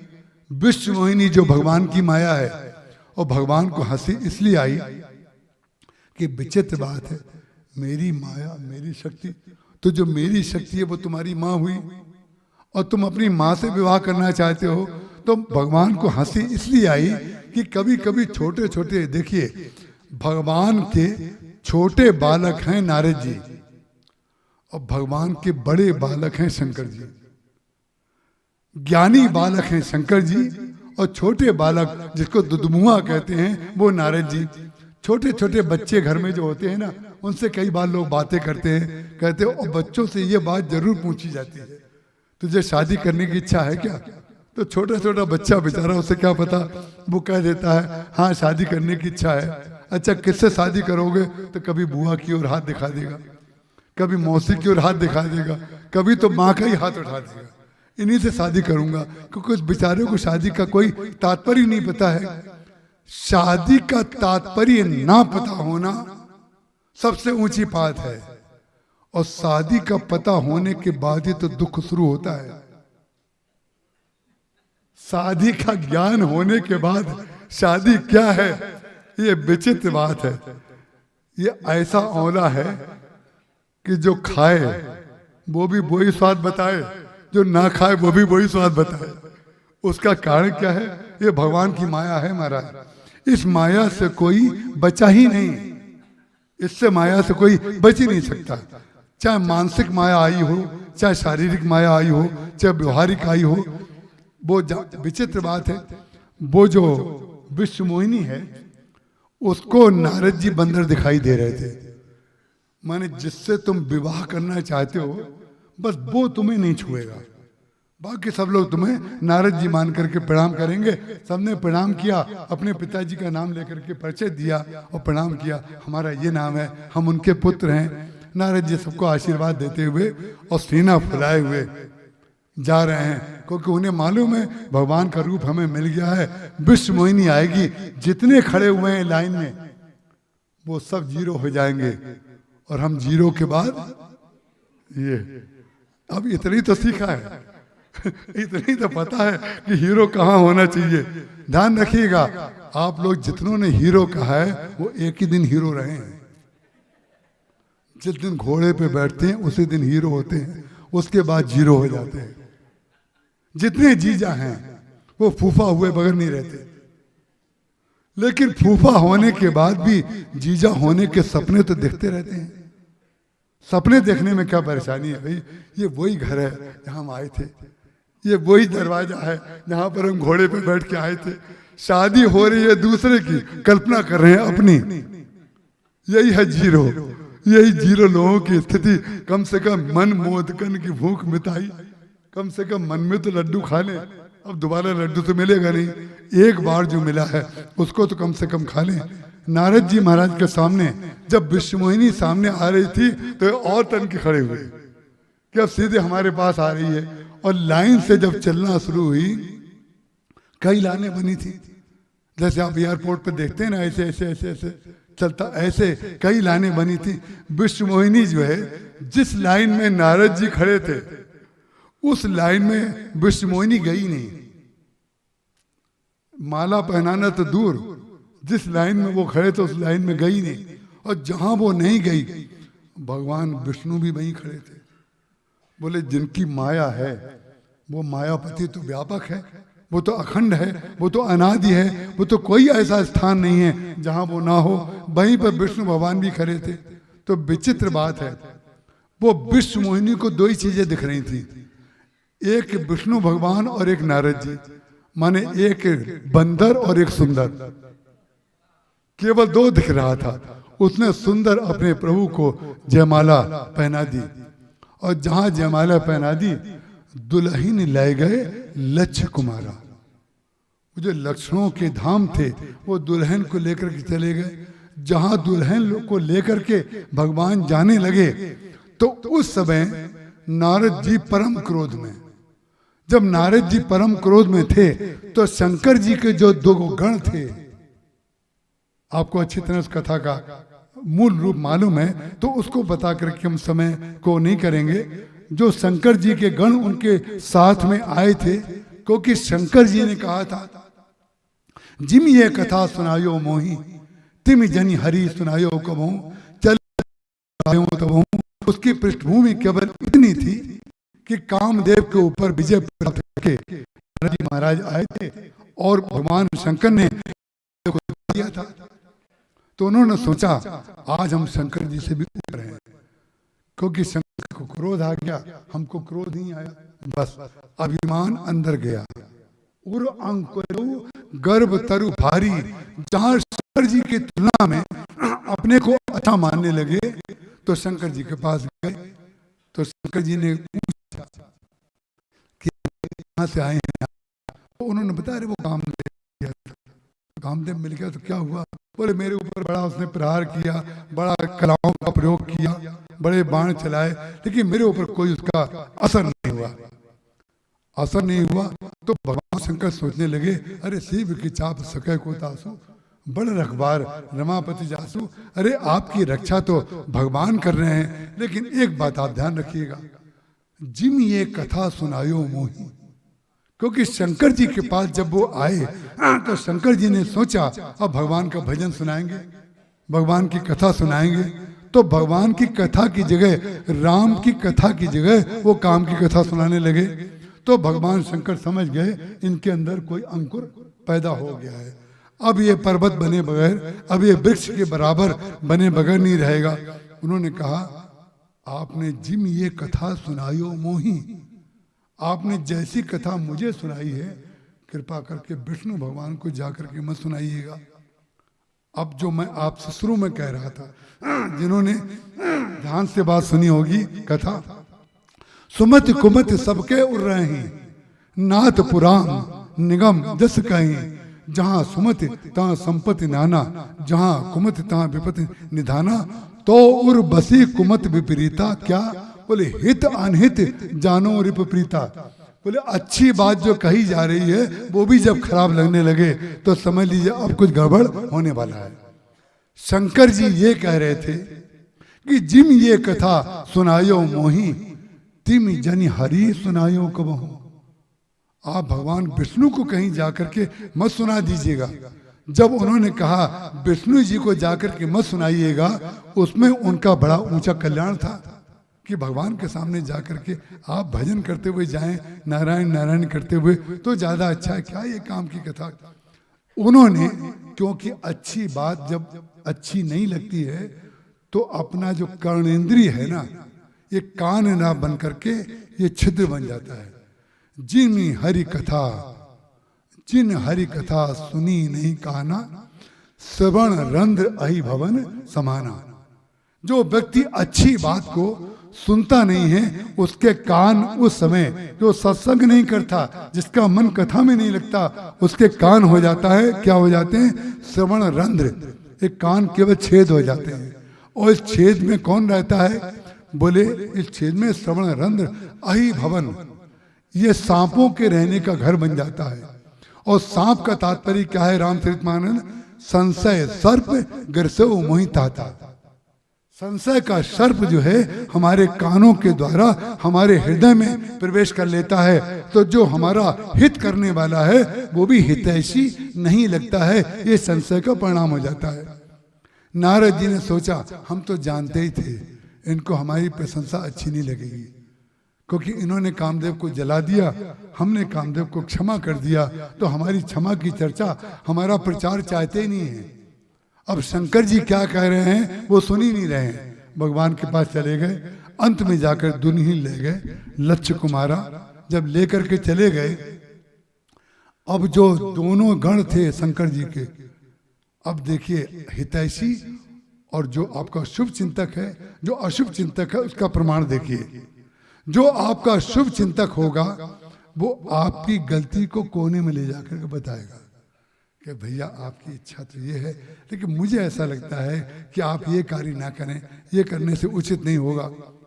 जो व्यक्ति अकेले में बताएगा वो आपका हितैषी होगा, और जो सार्वजनिक रूप से बताएगा वो आपका हितैषी नहीं होगा। क्योंकि भक्त जो है दोष को छुपाता है और गुण को प्रकट करता है। दोष को छुपाएगा और गुण को प्रकट कर देगा।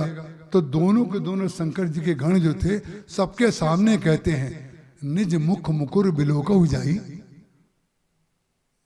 अभी मैंने आपसे कहा था, जो मुख मुकुर मुकुर निज पानी गई न जाई अस अद्भुत बानी। ये भगवान की महाराज माया और लीला ऐसी होती है कि समझ में नहीं आ पाती है। तो परिणाम क्या हुआ, जो भरत जी के लिए पंक्ति लिखी है, जो मुख मुकुर मुकुर निज पानी गई न जाई अस अद्भुत बानी, जो भगवान की माया थी ऐसी अद्भुत थी कि नारद जी भी समझ नहीं पाए। और भगवान के ऊपर क्रोध आ गया। भगवान के ऊपर क्रोध कब आता है, क्रोध के द्वैत बुद्धि बिन, द्वैत के बिनु अज्ञान। अज्ञान का अधिष्ठान माया है, और माया और अज्ञान जब आता है तो द्वैत हमारे जीवन में जन्म ले लेता है। और भगवान से जो अद्वैत है वो द्वैत बन जाता है। और भरत जी का भगवान राम से अद्वैत था, इसलिए उन्होंने पादुकाओं में भगवान राम को देख लिया। जय विधि प्रभु प्रसन्न मन होई, करुणा सागर कीजिए सोई। अरे भरत जी लाए तो उनको वो थोड़ी चाहेंगे 14 वर्ष के बाद उनका राज्याभिषेक हो, वो तो चाहते हैं भैया राम अभी चले चलें, लक्ष्मण भैया अभी चले चलें, हमारी माँ श्री सीता जी अभी चले चले। लेकिन वो जानते हैं मैं अगर अपना अनुबंध लगा दूंगा भगवान के साथ, तो मेरी इच्छा तो पूर्ति हो जाएगी, लेकिन भगवान की इच्छा पूर्ति नहीं होगी।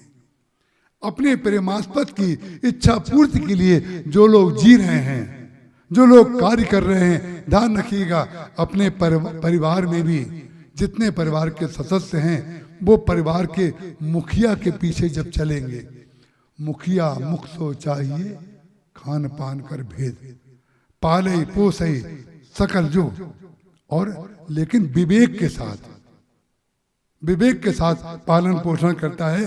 कान को कितना खून चाहिए, आंख को कितना खून चाहिए, हृदय को कितना चाहिए, शरीर को कितना चाहिए, बोले मुखिया मुख सो चाहिए। जो व्यक्ति घर का मुखिया हो उसको कैसा होना चाहिए, राम की तरह मुखिया होना चाहिए।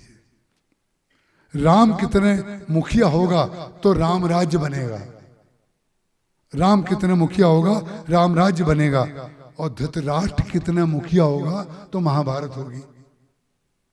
निश्चित समझ लीजिए, जितने बुद्धिमान लोग, ज्ञानी लोग बहुत उन्नति कर रहे हों, जिन्होंने बड़ा उत्कर्ष प्राप्त कर लिया हो और अपने आप को दूसरों की तुलना में श्रेष्ठ मान रहे हों, ये उनके लिए बात है। ध्यान रखिएगा, आप अगर किसी को पीछे करके आगे बढ़ रहे हैं तो किसी दिन, क्योंकि 7 तल्ले की बिल्डिंग में लिखा था कि ये भी गिरेगी, और 1 तल्ले की बिल्डिंग में लिखा था ये भी गिरेगी। दोनों की कुंडली जो है ज्योतिषी जी ने पढ़ ली, ज्योतिषी जी ने कहा ये बिल्डिंग गिरेगी, तो जब तक वो 6 तल्ले पे चढ़ गया तो बिल्डिंग ने कहा या बिल्डिंग के मालिक ने कहा तुम अपनी बातें करते रहो, 1 तल्ले वाली की तुलना हमसे कर रहे हो, हम तो आगे बढ़ते जा रहे हैं, 6 तल्ले तक पहुंच गए। लेकिन जब आपके भाग्य में लिखा है कि 7 तल्ले पे जाके गिरोगे तो 7 तक तो उत्कर्ष करोगे ही, 7 तल्ले तक तो आप चढ़ोगे ही चढ़ोगे, 6 की तुलना में तो आप बड़े दिखाई पड़ोगे, लेकिन जिस दिन 7वें पे चढ़ेंगे तो उस दिन धड़ाम हो जाएंगे। जब धड़ाम होंगे तो 1 तल्ले वाले का नुकसान कम होता है और 7 तल्ले वाले का नुकसान ज्यादा होता है।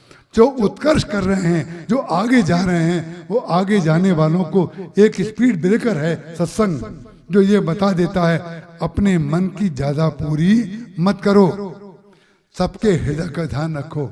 आपसे छोटे भी कुछ हैं, आपसे बड़े भी कुछ हैं, बच्चे भी हैं, बहुएं भी हैं, मित्र भी हैं, भगवान का मंदिर भी है, समाज भी है, सबके प्रति दायित्व तो हमारा बनता है। सबके प्रति, जैसे आकाश सबको नीलिमा देता है, जैसे सूर्य सबको प्रकाश देता है, जैसे चंद्रमा सबको शीतलता देती है, जैसे वायु सबको एक साथ वायु देती है, इसी प्रकार से हम लोग अगर उसी पंच तत्व के आधार पर अपना जीवन यापन करें तो हमारे जीवन में वो भरत स्थिति आ जाएगी। भरत जी महाराज जो हैं लकड़ी की पादुका को लेकर के चल रहे हैं। भरत मुदित अब लम्ब लहे थे, अस सुख जस श्री राम रहे थे। भरत जी महाराज ने अयोध्या में उन पादुकाओं को ले जाकर के जब गुरुदेव से कहा कि आपकी अगर कृपा हो, आपकी अनुमति हो, तो मैं नंदी ग्राम में ले जाकर के इन पादुकाओं को स्थापित करूं, वहां से इनकी पूजा करके नित्य उनकी आराधना करूं, उनसे आज्ञा लेकर के अयोध्या का राजकाज चलाऊं।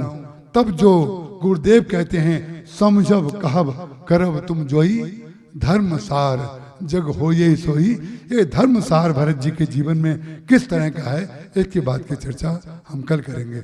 बोलिए सियावर रामचंद्र भगवान की जय। सियावर सियावर पुकारा करेंगे, मिथिला अवध में गुजारा करेंगे। सियावर सियावर पुकारा करेंगे, मिथिला अवध में गुजारा करेंगे। सियावर सियावर पुकारा करेंगे, मिथिला अवध में गुजारा करेंगे। सियावर सियावर।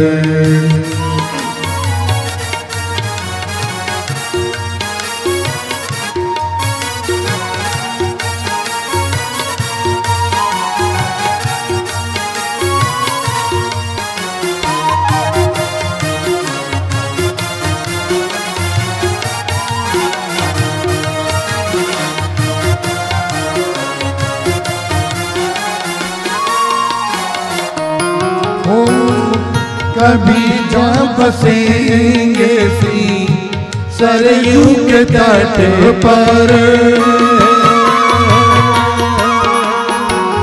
कभी जा बसेंगे सी सरयू के तट पर, कभी बास कमला किनारा करेंगे, कभी बास कमला किनारा करेंगे। सियावर सियावर ओ सियावर सियावर पुकारा करेंगे, मिथिला अवध में गुजारा करेंगे। सियावर सियावर।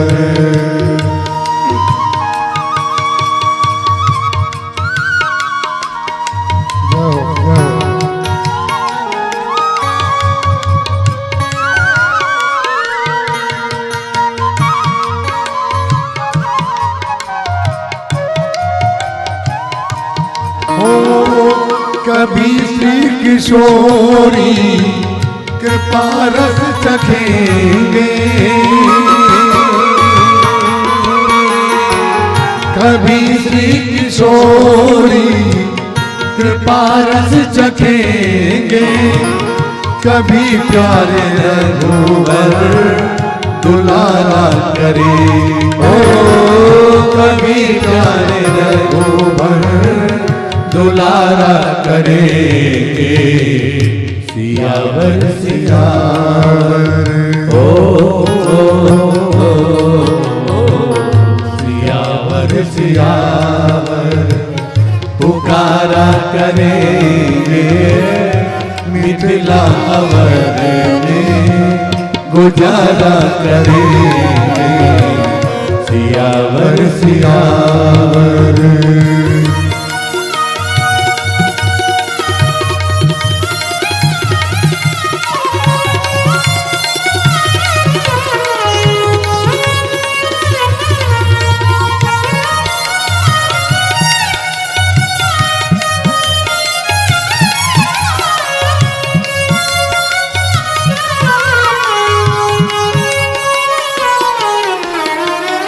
मिलेगी जो संतों की जूठन प्रसादी, मिलेगी जो संतों की जूठन प्रसादी, वही जीविका का सहारा करेंगे, वही जीविका का सहारा करेंगे। सियावर सियावर ओ सियावर सियावर पुकारा करेंगे, मिथिला अवध में गुजारा करेंगे। सियावर सियावर।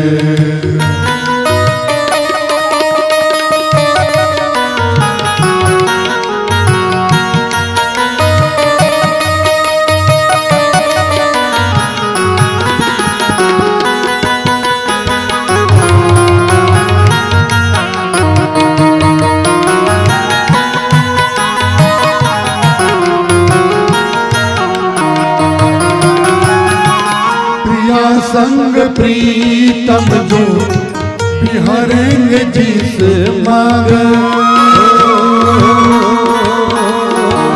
प्रिया संग प्रीतम जो बिहरेंगे जिस मग, पल को से पथ को बुहारा करेंगे, पलकों से पथ को बुहारा करेंगे। सियावर सियावर हो, सियावर सियावर पुकारा करेंगे, मिथिला अवध में गुजारा करेंगे। सियावर सियावर